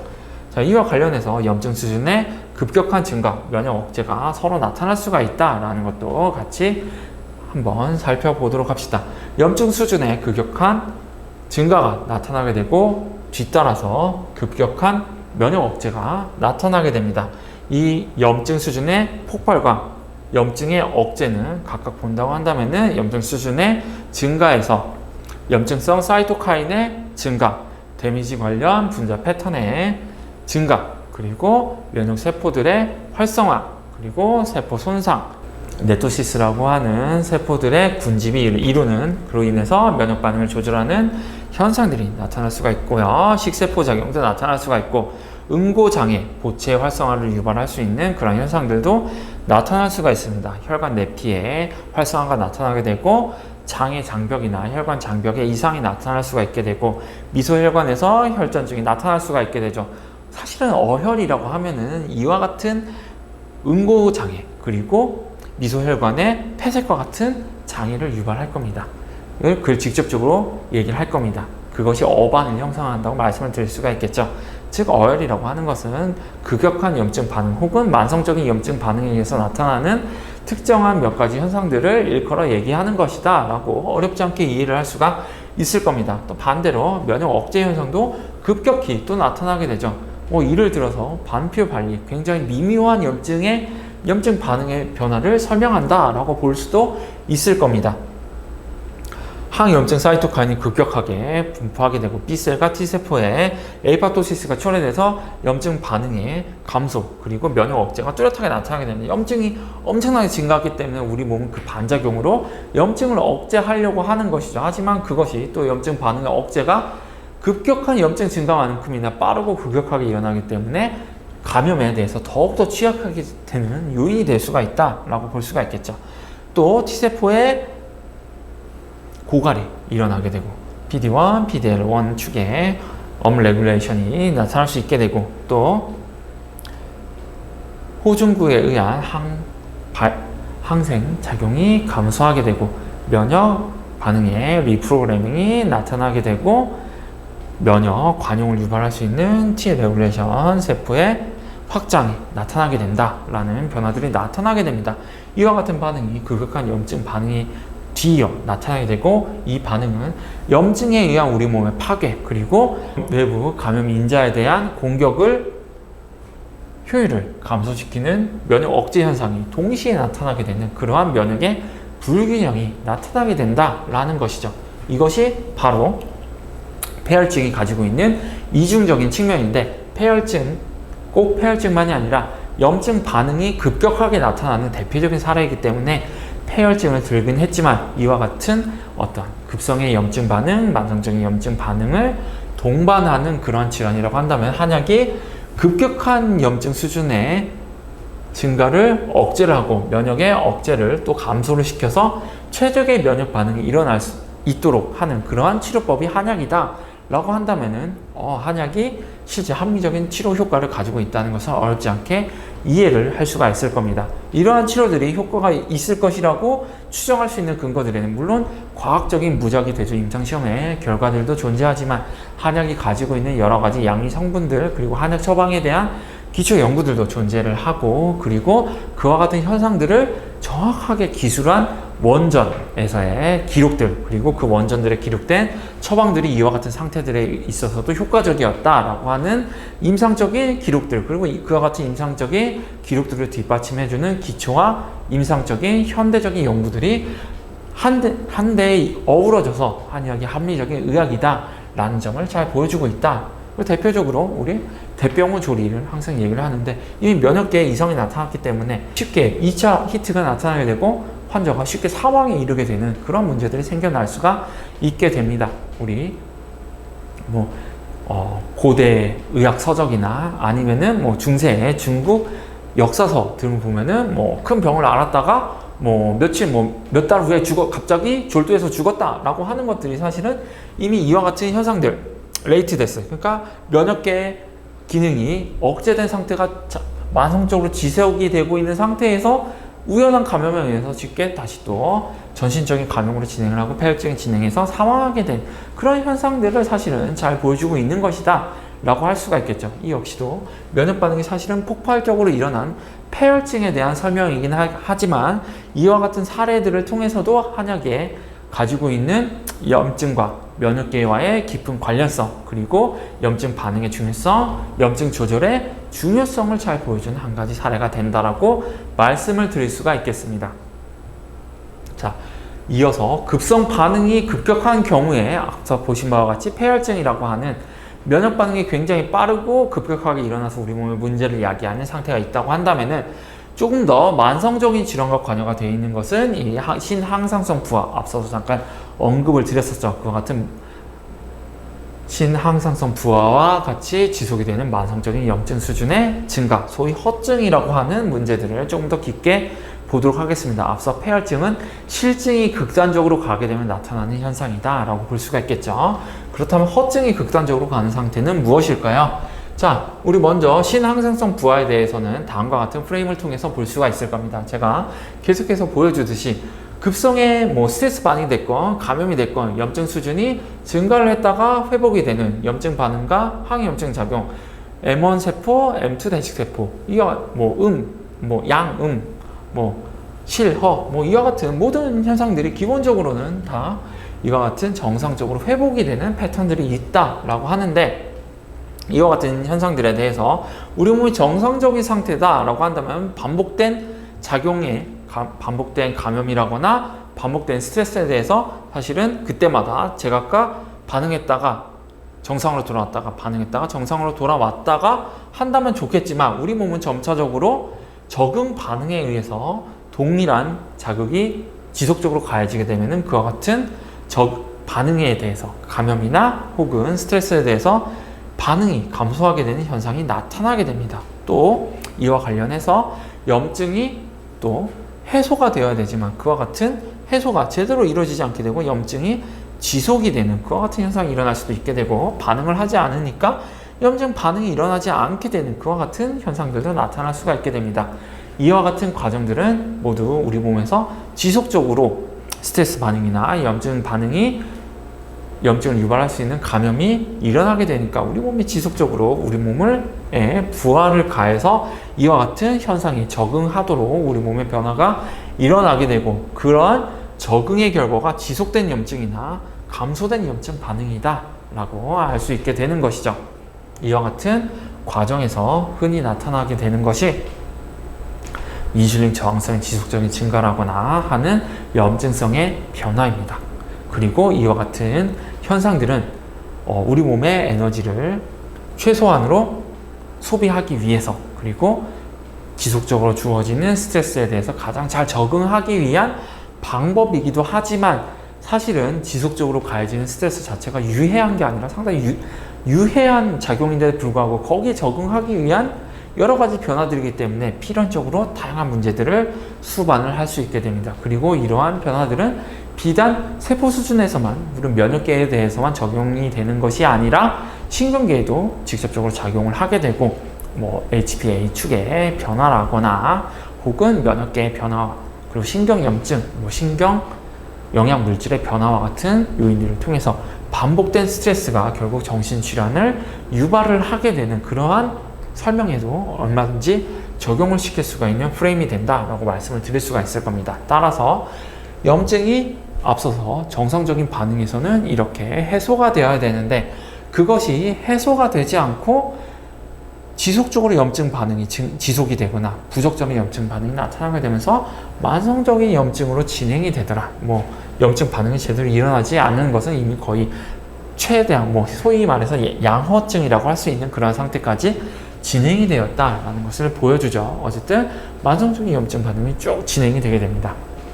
이 반응의 진행이 이와 같이 정상을 이탈해서 생리적으로 이러한 만성염증이 체화된 상태가 되어버리면은 이 악성 사이클이 지속이 되는 것이죠. 이와 같은 지속적인 사이클이 제가 말씀을 드렸던 만성염증 환자들, 또 자가면역 환자들에서는 흔히 나타나는 현상들이다. 이와 관련해서 과식이나 아니면은 생활 습관의 여러 가지 이상들, 이런 것들이 관여하고 있고, 그 외에 여러 가지 우리 몸에 스트레스 인저 관여가 되어 있는 스테로이드, 코티솔이나 교감신경과 부교감신경의 균형 이상, 염증과 산화 스트레스, 이들의 서로 작용에 의해서 우리 몸에 여러 변화를 야기를 하게 되고, 그것이 이러한 염증 수준의 증가로 이어지게 된다라는 점도 설명을 드렸습니다.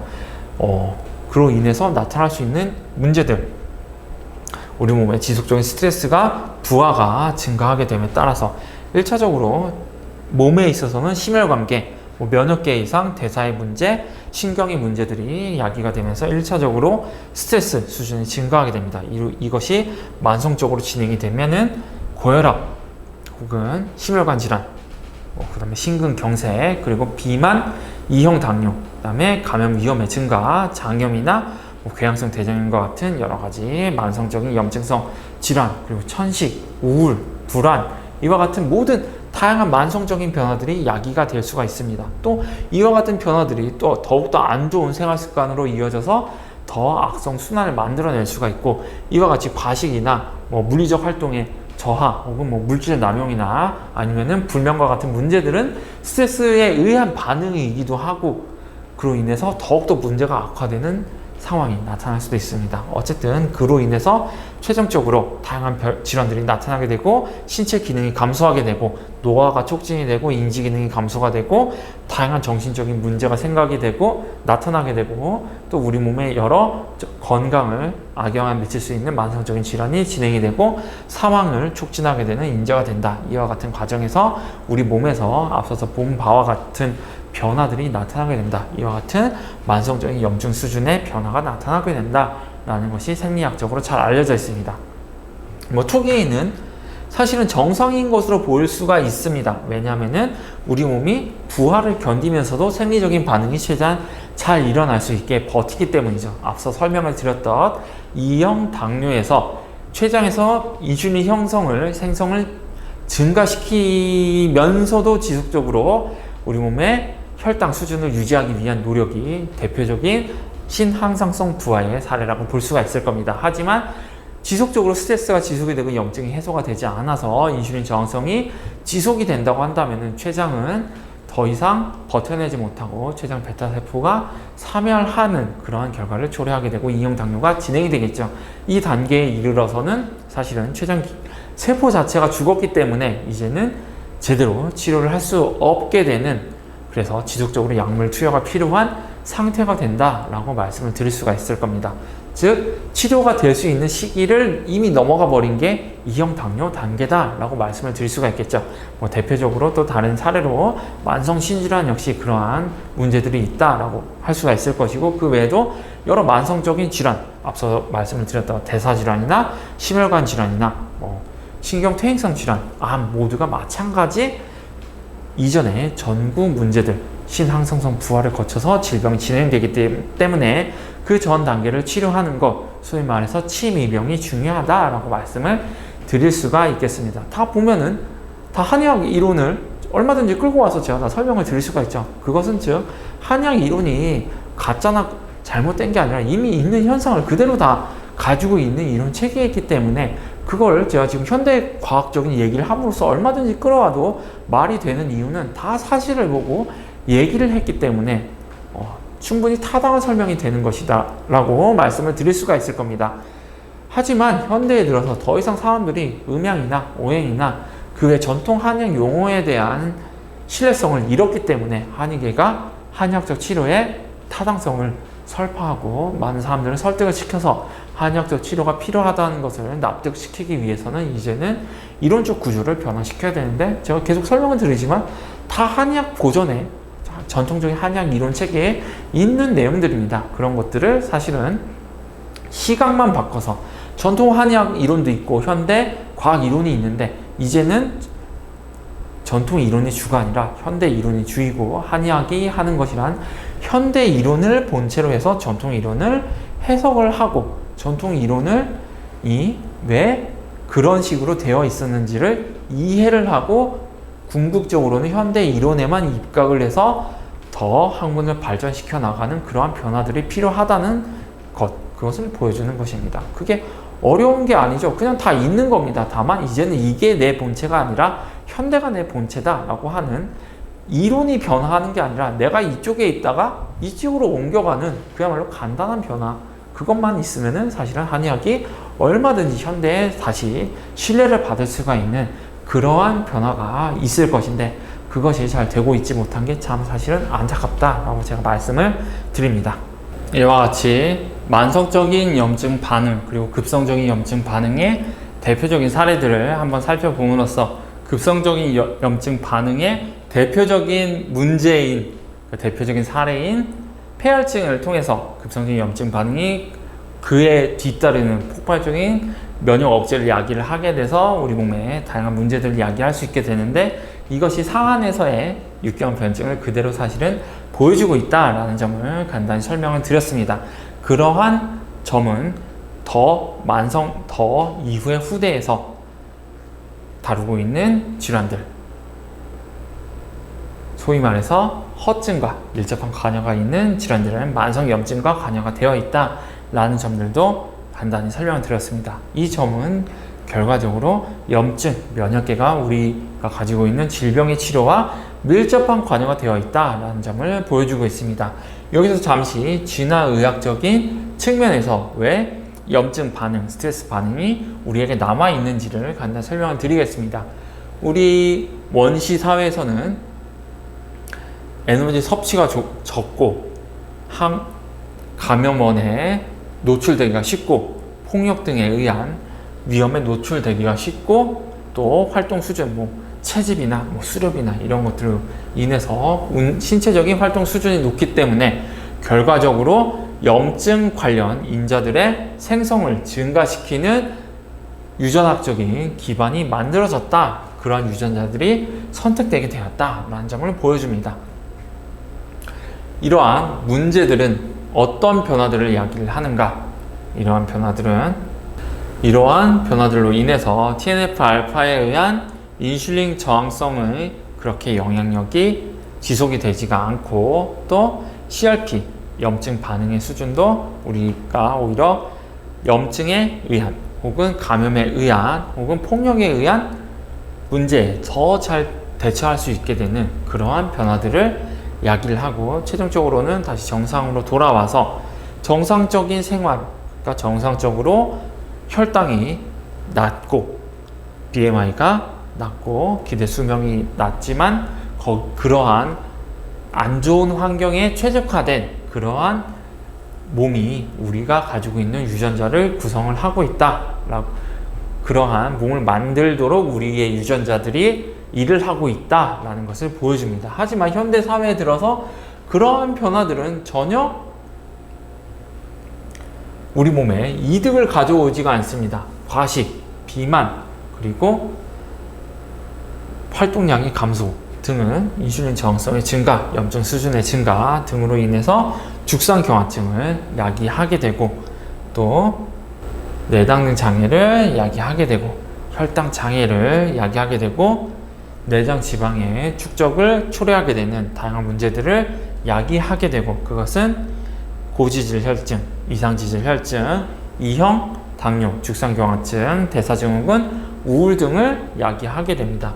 우리가 가지고 있는 유전학적인 문제들, 유전학적인 기반이 사실은 우리 생존을 위해서 모두 다 도움이 되는 그러한 병리적인 현상을 조절하는 유전학적 인자들이지만 그것이 서로 다른 환경, 뭐 폭력적인 환경, 안 좋은 환경, 스트레스를 많이 주는 환경에서는 생존에 도움을 줄 수도 있는 것이지만 현대 사회에 들어서는 모두 다 만성염증을 유발하는 만성염증을 악화시킬 수 있는 인자로 작용하게 되더라. 결국 유전자가 현대의 환경에 도움을 주지 않는 그런 문제들을 갖게 되었다라는 것을 보여주는 겁니다.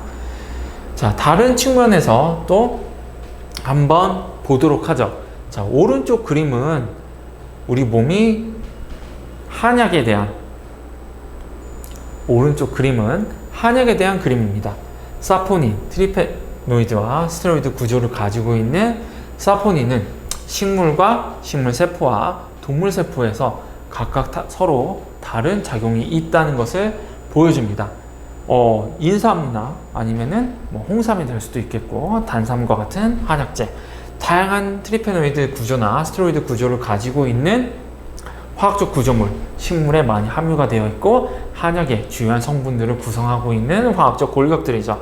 이러한 화학적 골격들은 왜 이러한 것들을 식물이 가지고 있는가 라고 했을 때는 반응성 산소죠. 그리고 나이트릭 옥사이드의 생성, 그리고 이들에 관여하는 PR3K, AKT 경로라거나 세포 신호 전달 경로를 조절하는 그와 같은 경로에 작용하는 특성이 있다는 것을 식물세포에서 보여주고, 위쪽에서는 동물세포에서 ROS의 생성, 나이트릭 옥사이드의 생성, 그리고 ROS에 대한 해독작용, PR3K, AKT 경로의 조절, N카파비 활성의 조절에 작용을 한다. 결국 식물에서는 여러 가지, 식물에서도 말 그대로 진화적 기원이 같기 때문에 동물에서 마찬가지로 여러 PR3K 경로를 비롯한 작용 경로에 대해서 역할을 하고, 식물은 광합성을 통해서 막대한 활성산소에 대해서 스스로를 보호해야 될 필요가 있기 때문에 여러 활성산소에 대비하기 위한 기전들을 가지고 있고, 그런 성분들이 일종이 바로 이런 트리페노이드나 스테로이드들이다 라고 할 수가 있을 겁니다. 항염증 작용이나 혹은 항산화 작용을 할 수가 있는 것이죠. 이러한 성분들이 유사한 하지만 다른 그러한 동물세포에서는 마찬가지로 항산화 작용도 하고 그의 여러 신호 경로들을 통해서 염증을 조절하는 그와 같은 작용을 하게 된다라는 것을 설명을 해주고 있습니다. 즉, 왜 질병을 치료하는데 식물을 사용하냐 하는 근본적인 이유는 식물에서도 자신을 보호하기 위해 생성된 여러 가지 성분들이 존재하는데, 인간은 그러한 성분들을 고농축하여 복용함으로써 치료 목적을 위해 사용을 하더라. 그리고 한약의 성분을 이루고 있는 다양한 동물이나 식물 성분들은 실제 세포에 굉장히 친화적인, 그리고 유사한 진화적 동질적인 뿌리를 가진 세포들에서 활용이 되고 있는 인자들이기 때문에 충분히 양리적으로 활용 가치가 높다라는 점도 같이 보여줍니다.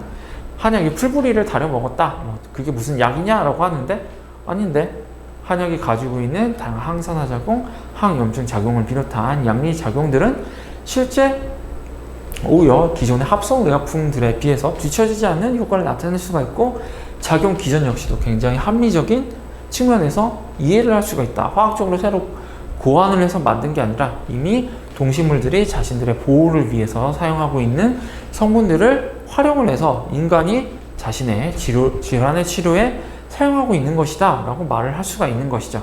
물론 이러한 부분들이 과거에는 단순히 어떤 본초의 조합이나 혹은 방제를 구성을 하는 것을 통해 가지고 그 활용도를 높이고 부작용을 감소시키는 차원에서 접근을 했다고 한다면은, 현대의 한의학은 더 나아가서 각각의 한약을 구성하고 있는 여러 분자 성분들의 양리 기준을 파악하고 이것들이 동시다발적으로 인체에 복용을 했을 때 어떠한 변화들을 야기할 수 있는지를 추적하고, 그를 통해서 한약이 어떤 효과를 나타낼 수 있는지 이해를 하고, 그 이해를 바탕으로 한약 처방을 개량을 하고 더 나은 치료를 제시할 수 있는 단계로 이행을 하고 있습니다.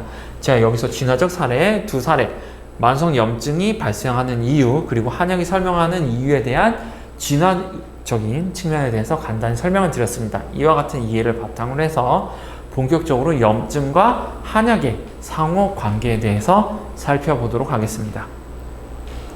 자, 여기에서 보여주고 있는 게 앞서서 보셨듯이 PI3K, AKT 경로입니다. 물론 한약이 NF-kappaB라고 하는 염증 관련 인자에 대해서 대단히 다양한 조절 작용을 가지고 있다라는 것은 알려져 있습니다.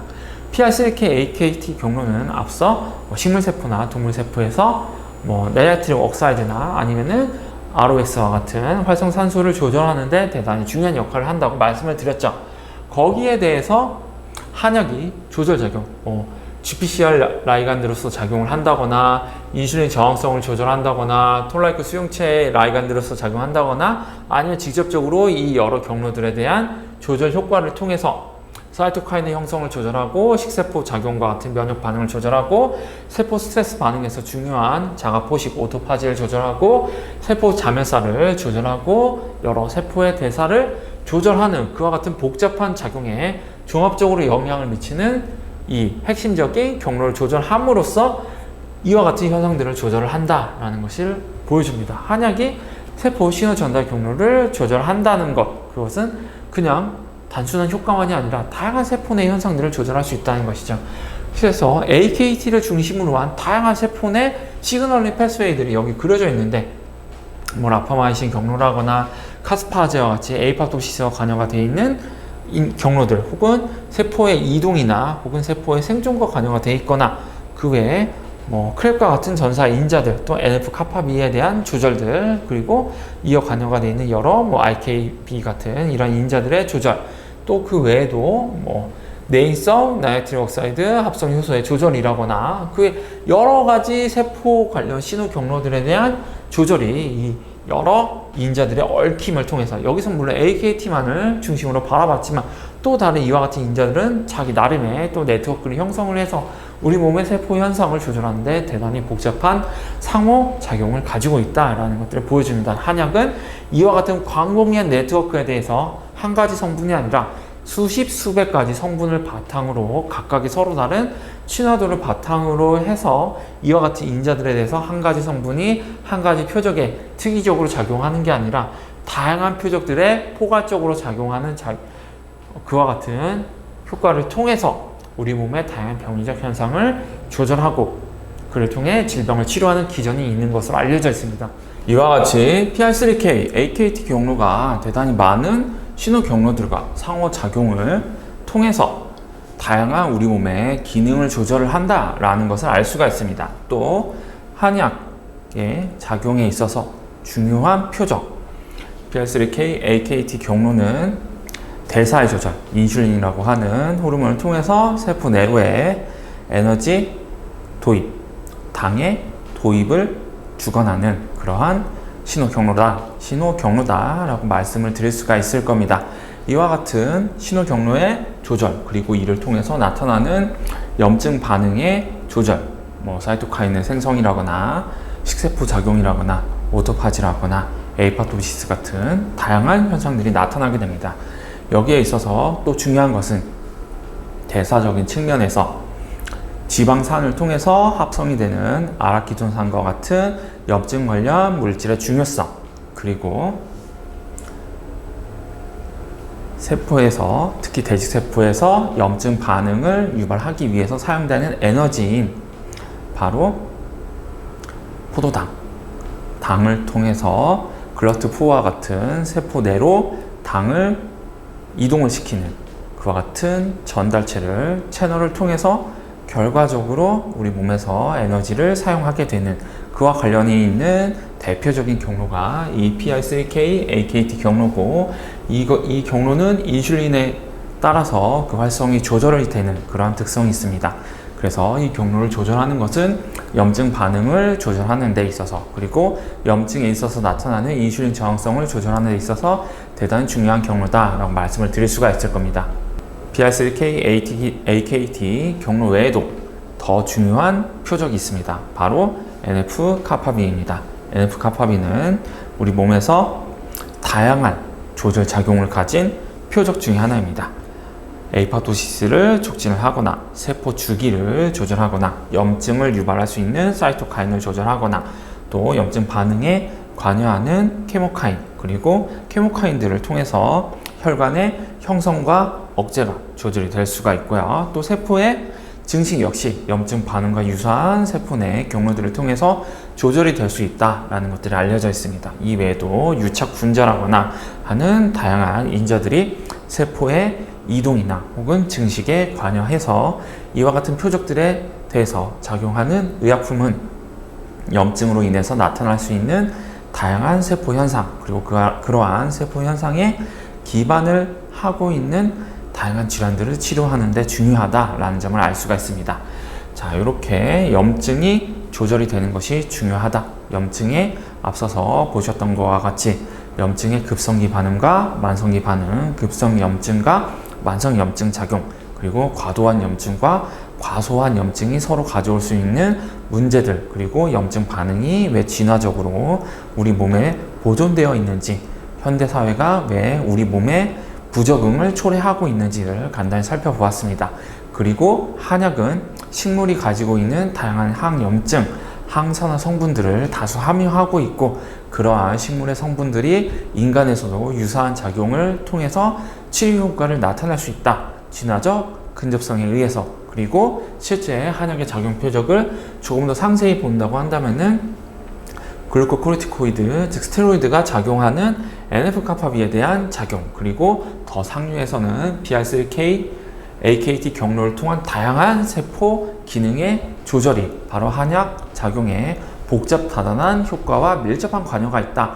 이것이 최근에 한약 연구를 통해서 얻어진 주요한 결론들이다. 그리고 한약을 이해하는 데 있어서는 이와 같은 다양한 세포 현상들, 분자생물학에서 밝혀낸 다양한 세포 현상들과 특히 이와 같은 세포 현상들과 관여가 되어 있는 대사적, 당이나 아미노산이나 지방의 대사를 통한 다양한 현상들이 밀접한 관여가 되어 있다. 그러한 복잡한 과정들의 한약이 아주 다양한 표적들을 통해서 개입을 해서 우리가 알고 있는 치료 효과를 나타내더라 하는 것이 알려져 있습니다. 여기서 조금 더 첨언을 한다고 한다면은 한약의 작용에서 특히 중요한 것 중에 하나는 이러한 다수의 성분들이 굉장히 미미한 작용을 할 것으로 추정이 되지만, 그러한 미미한 작용들이 실제로 우리 몸에서는 우리 몸이 진화적 차원에서 얻어지게 된 생리적인 작용이 현대사회에 있어서는 부적응으로 나타나게 되는 과도한 염증 반응이나 부족한 염증 반응, 부족한 면역 반응에 대해서 완충작용을 하는 특징들이 있다. 과도한 염증을 억제를 시키거나 과소한 면역 반응을 끌어올리는 그와 같은 작용을 가지고 있더라. 우리 몸이 과도한 염증 반응을 유발하려고 하는 그러한 생리적인 특성이 있는데 거기에 대해서 교란 효과를 나타내더라.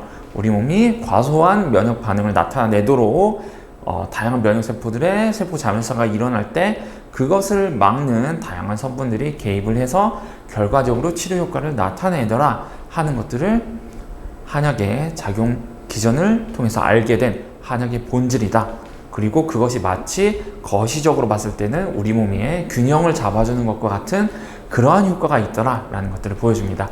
인간의 몸은 자연적으로 불완전하고 인간이 만들어낸 문명적인 환경은 대단히 우리가 진화적으로 쌓아 올렸던 그 진화적으로 적응해왔던 환경과 대단히 다르기 때문에 우리 몸이 현대사회를 살아가는 것은 상당히 부적당하다. 그래서 우리 몸은 항상 지속적인 조절을 필요로 한다라는 것들을 보여줍니다. 거기에 있어서 한약이 작용하는 것은 특정한 표적에 대해서 과도한 조절 효과를 가진 것이 아니라 다수의 성분들을 통해서 우리 몸의 생리적 반응을 오히려 일종의 교란 작용을 통해서 우리 몸이 현대 사회에 적합한 수준의 면역 반응을 나타낼 수 있도록 조절하는 그러한 특징이 바로 한약의 본질에 밀접한 관여가 되어 있다라는 점을 말씀을 드리려고 합니다. 그와 같은 작용을 이해하기 위해서는 이와 같은 분자 생물학적인 지식이 필수적이다 라고도 말씀을 드릴 수가 있을 겁니다. 실제로 한약의 작용에 대해서 굉장히 많은 조사들이 이루어져 왔습니다. 예를 들어서 한 약 그리고 또 열한 약에 대해서 각각의 특성을 분석해 봤더니 한 약들은 주로 배아의 발달이라거나 세포의 항산화, 항상성을 조절하는 작용들이나 미토콘드리아 RNA에 대한 조절이라거나 하는 그와 같은 특성들이 있으며 한 약제들은 주로 뉴클레오타이드의 생합성 과정을 조절한다거나 지질의 조절이라거나 그 외 엔도플라스믹 레티큘럼에서의 ER 스트레스 반응을 조절해서 우리 몸에서 세포 내에서 단백질을 제대로 접혀지게 하는 그러한 과정들에 개입한다는 것이 알려져 있습니다.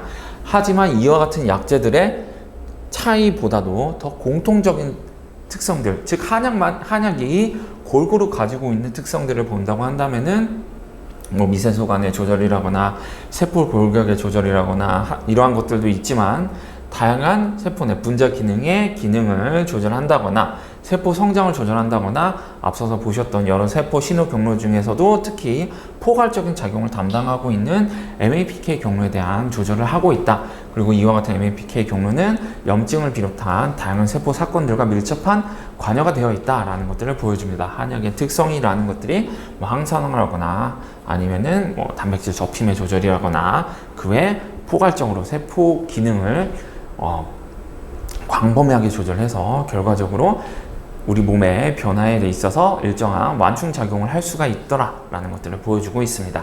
이러한 차이들을 실제 그래프를 통해서 네트워크 그래프를 통해서 보여준다고 한다면은 굉장히 복잡한 그림이 그려져 있죠. 하지만 그럼에도 불구하고 어떤 네트워크 분석을 통해서 본다면은 그래도 한증 약제와 열증 약제의 차이는 어느 정도 존재하더라 라는 것들을 보여줍니다. 이것들이 어떤 면역 자극의 효과 혹은 항염증, 항산화 효과에 조금 더 치우쳐져 있는 본처들의 차이를 보여준다고 할 수가 있을 것이고 이와 같은 큰 차이만큼이나 공통적인 표적들도 존재하더라 이런 것들을 보여줍니다.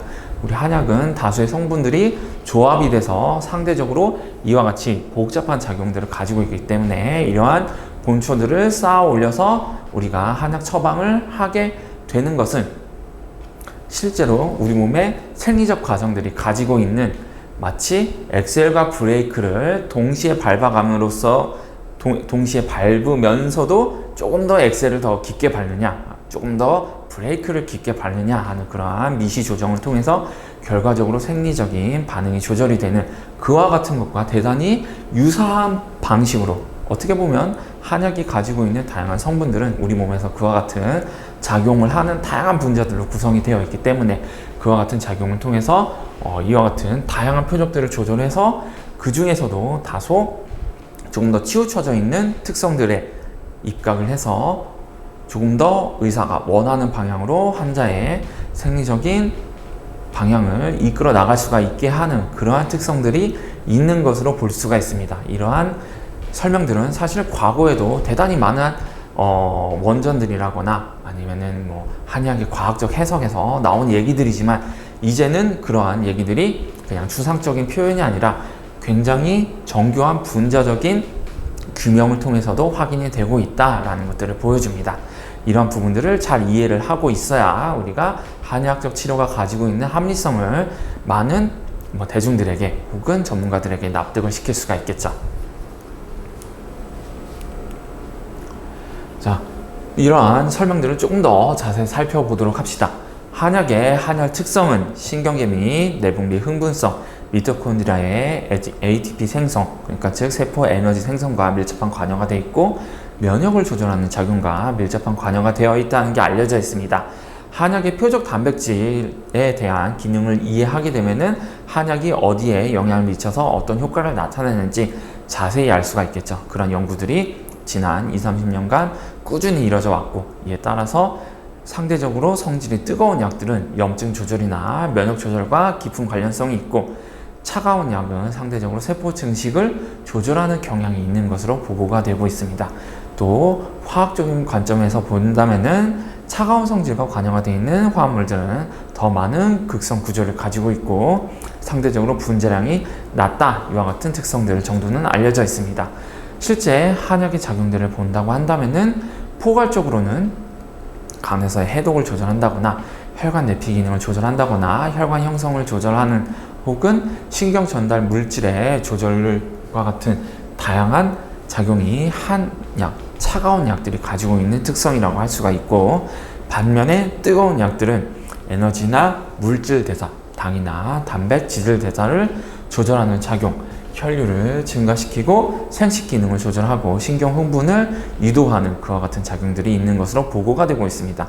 상대적으로 억제를 시키느냐, 상대적으로 흥분을 시키느냐, 그와 같은 작용들이 있지만 우리가 실제 임상에서 본초 혹은 본초로 구성된 처방들을 사용할 때는 이와 같은 본초들이 두루 사용되면서 상대적으로 특정한 방향에 조금 더 포커스를 두고 방제가 구성이 되고 있는 것들을 알 수가 있습니다. 그러한 특성들은 앞서 보셨던 것처럼 한약이 가지고 있는 공통적인 특성을 바탕으로 해서 조금 더 의사가 목표로 하는 그런 방향으로 환자가 움직일 수 있도록 분자적인 기전에 입각을 해서, 물론 과거 분들은 그런 분자적인 기전을 이해하지 못하겠지만 그러한 방향으로 방제를 구성을 한 것을 현대에 들어서 분석을 해봤더니 실제 그렇게 작용을 할 수 있도록 조성이 되어 있더라 라는 것들이 알려지게 된 것이죠. 자, 요 아래에 있는 그림은 보익약과 청혈약, 즉 보익약은 상대적으로 뜨거운 특성이 있고 상대적으로 청혈약은 차가운 특성이 있는 것으로 전통 한의학에서 알려져 있는데, 그러한 특성들이 실제로 존재하는가에 대해서 면역 반응을 통해서 분석을 해봤더니 실제로 그러하더라 라는 것들이 밝혀지게 됐습니다. 청혈약 같은 경우에는 이와 같이 아이에노스나 콕스2나 인터페론 감마나 인터로킨 6, TNF-알파 혹은 그 외 다양한 표적들에 대해서 작용을 하더라. 대부분의 청혈약들은 다수의 염증 관련 표적에 대해서 작용을 한다. 거의 한 90% 이상의 청혈약들이 그와 같은 표적에 작용을 하고 항염증 작용을 나타내더라 라는 것들을 보여줍니다. 그에 반해서 보익약의 경우에는 염증 관련 표적에 작용하는 그와 같은 표적에 해당하는 경우가 상대적으로 적었다라는 것들을 보여줍니다. 따라서 청혈약의 경우에는 상대적으로 항염증 반응이 뚜렷한 반면 보익약 같은 경우에는 항염증 반응을 나타내지는 않지만 염증 반응과 밀접한 관여가 되어 있는 톨라이크 수용체에 대해서 작용한 특성은 뚜렷하다라는 것들이 알려져 있습니다. 톨라이크 수용체를 통해서 일련의 NF-kappaB 활성 조절과도 관여가 되어 있지만 우리 몸에서 적당한 수준으로 발현이 되어 있어야만 외부로부터의 침입으로부터 우리 몸을 지킬 수 있도록 하는 수용체 중에 하나입니다. 그에 대해서 보익약은 톨라이크 수용체에 대한 작용을 통해서 우리 몸의 면역 기능을 끌어올리는 데 기여할 수 있다 라는 점을 간접적으로 시사하는 연구 결과를 보여주는 것이죠. 실제로 보익약이 이 외에도 제가 예전에 다른 강의들을 통해서 알려드렸듯이 보중익기탕이라거나 십전대포탕 같은 약들이 점막 면역에 대한 항진 작용이 있더라, 이 글을 통해서 면역 반응을 증강을 시키더라 라는 연구 결과들도 있고, 이와 같이 톨라이크 수용체에 대한 작용을 통해서 면역 반응을 증강시키더라 라는 작용들도 알려지고 있습니다. 이러한 작용들을 또 가만히 살펴본다면은 우리 몸에서 가장 강력한 항염증 작용을 하는 글루코코르티코이드, 즉 스테로이드와도 밀접한 유사한 특성이 있다는 게 알려져 있습니다. 스테로이드는 충분한 양을 투여하게 되면은 강력한 항염증 작용을 나타내지만 스테로이드가 아예 우리 몸에서 사라지게 된다면은 톨라이크 수용체에 대한 자극 효과도 사라지게 되어서 아예 면역 기능이 감소하게 되는 그러한 특성들이 나타나게 됩니다. 그런데 톨라이크 수용체에 대한 자극 작용이 스테로이드도 있기 때문에 스테로이드가 생리적인 수준에서 적당량, 소량이 분비되는 경우에는 우리 몸의 면역 반응을 오히려 끌어올리는 톨라이크 수용체의 증식과 관여가 있는 효과가 있음이 알려져 있습니다. 즉, 보익약은 스테로이드가 소량 우리 몸에서 작용할 때에 나타나는 그와 같은 면역 자극 효과를 나타내는 것과 유사한 특성이 있고, 상대적으로 청혈약 같은 경우에는 스테로이드가 대량 분비되는 HPA축이 항진되어 우리 몸에서 염증 반응을 억눌러야 할 때 나타나는 그와 같은 대량의 스테로이드 분비와 관여가 되어 있는 특성을 가지고 있다. 실제로 한약의 작용이라는 게 우리 몸의 생리적 특성과도 밀접한 관여가 되어 있는 그런 특성들이 한약의 분류에서도 드러나고 있다라는 점을 보여주고 있습니다. 이러한 특성들을 이해하게 된다면은 전통 한의학에서의 한약의 분류가 잘못된 게 아니라 실제 과학적인 특성에 따라서 분류되고 있음을 보여주고 있다. 한약의 분류가 대단히 타당한 특성을 가지고 있다라는 것들을 보여주는 좋은 사례라고 할 수가 있을 겁니다. 결국 한약의 중요한 표적 중에 하나가 염증을 조절한다라는 것을 이 결과도 보여준다고 할 수가 있겠죠. 자, 그래서 결과적으로 제가 하고 싶은 말은 아주 단순합니다. 자, 이와 같이 염증을 통해서 한약의 특성이 대단히 뚜렷하게 나타난다고 한다면은 또 반대로 생각을 했을 때 구태여 전통적인 개념을 사용할 필요가 있을까라고 하는 점이 있을 겁니다. 이미 한약의 특성들이 굉장히 다양하게 그룹을 통해서 나타나는 그러한 모습들이 보여진다고 한다면은 구태여 고전적인 개념을 과연 사용할 필요가 있겠냐 하는 것이죠. 앞서서 보신 바와 같이 한약간에는 대단히 유사한 특성들이 있는 것으로 제가 말씀을 드렸습니다. 실제로 과루해백탕 그리고 혈부추가탕을 비교를 해본 연구를 통해서 알아봤더니 관상동맥 질환에 있어서 두 처방 과루해백반화탕과 혈부추가탕이 사실은 대단히 유사한 공통의 표적을 가지고 있음이 드러나고 있었습니다. 이 약들이 서로 다른 특성을 가지고 있지만 한편으로는 대단히 유사한 특성을 공유하고 있다는 것이죠. 물론 한약이 다루지 못하고 있는 그와 같은 양의 표적들도 존재하지만 한약이 다수가 염증이나 혹은 지질대사 혹은 그 외 여러 염증 관련 에너지, 대사 등의 이상에 대해서 치료 효과를 나타낼 수 있다는 것을 보여주는 하나의 사례가 될 수 있을 겁니다. 이 그림은 상대적으로 파란색으로 전체 처방들이 작용하지 않는 표적, 그리고 이 빨간색으로 이 처방들이 작용하는 표적들, 두 처방들이 둘 다 작용 표적으로 가지고 있는 것들을 보여주는 것이죠.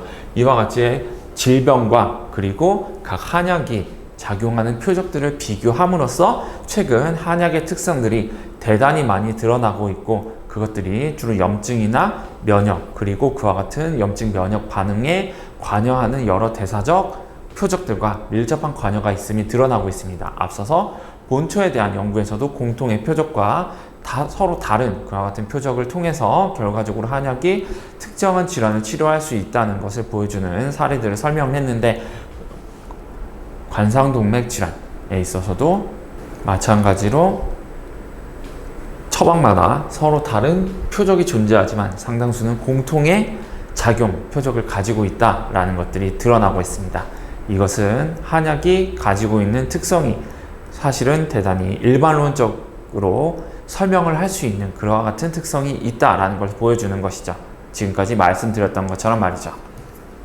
자, 그리고 말씀을 드렸듯이 면역계는 신경계와 내분비계와 상호작용하는 그와 같은 특성이 있기 때문에 한약의 작용이 주로 면역계, 염증에 치우쳐져 있다는 것은 그를 통해서 그 외에 다양한 우리 몸의 기능들을 조절할 수 있는 이유를 설명해 줄 수가 있습니다. 이를 통해서 우리는 한약을 더욱더 자세히 이해할 수 있게 되는 것이죠. 그래서 통병이치다, 이병동치다 이러한 얘기들이 있는데 보신다고 한다면은 다양한 한약들이 결국 유사한 작용 표적을 공유하고 있고 또 다양한 질환들이 유사한 병리 인자를 특히 면역과 염증과 밀접한 관여가 되어 있기 때문에 이를 조절하는 한약들이 다양한 질환에서 효과를 나타내는 이유를 설명할 수가 있습니다. 혈부추가탕이나 과루해백 반화탕이나 지실해백계지탕이나 사실은 만성심질환, 만성심부전, 관상동맥 질환에서 나타나는 여러 대사적 이상, 염증 관련 인자들에 대해서 조절 효과를 나타내는 유사한 공통의 표적들을 가지고 있다라는 것들을 보여주자. 그래서 실제로 다양한 질환들에 대한 그와 관련 인자들에 대한 작용을 이 처방들을 분석을 해봤더니 대단히 유사한 표적들이 수많은 질환들에 있어서 공유가 되고 있다라는 것들을 보여줍니다. 앞서서 보셨던 AKT1이라거나 혹은 EGFR이라거나 그 외에 NF-kappaB와 관여가 되어 있는 여러 사이토카인이라거나 하는 것들이 대단히 많은 생물학적 현상 그리고 다양한 질환들의 표적들에서 공통적으로 발견이 되고 있다라는 것들을 보여주는 한 가지 예시가 된다라고 할 수 있을 것입니다. 따라서 한약의 작용은 다양한 질환들이 공유하고 있는 그와 같은 공통 표적들에 대해서 공통의 작용을 가지고 있는 의약품을 조합을 해서 치료 효과를 나타내는 그와 같은 구조를 기반에 우리가 알고 있는 전통 한의학 기반에는 실제 과학 이론이 존재하고 있다. 과학적 사실들이 존재하고 있다라는 것을 보여주고 있는 것입니다. 자, 그래서 정리를 드리자면 강론적으로는 사실 뭐 아직 해결해야 될 문제들이 많기는 하지만 한방생병리학, 본초, 방제가 적어도 총론적인 수준에 있어서는 현대과학으로 통합되고 있다. 제가 말씀을 드렸던 것처럼 이제는 전통 한의학 이론을 현대과학이 내려다보면서 한의학에서 이런 얘기를 했던 것은 전통 한의학에서 이런 얘기를 했던 것은 현대 한의학 시각에서 봤을 때 이렇게 볼 수 있는 것이야. 그 사람들도 알고 있는 것들이 상당히 많았지만 이제는 우리가 더 많이 알고 있어 라고 할 수 있게 된 것이죠. 자, 이제 본격적으로 이와 같은 이론들이 어떻게 임상 현장에서 신경정신 질환에 영향을 미칠 수가 있는지 한번 살펴보도록 실제 임상 사례에서부터 본격적으로 한약의 작용 그리고 실제 질환에서의 적용이 어떻게 일어나게 되는지를 살펴보도록 합시다.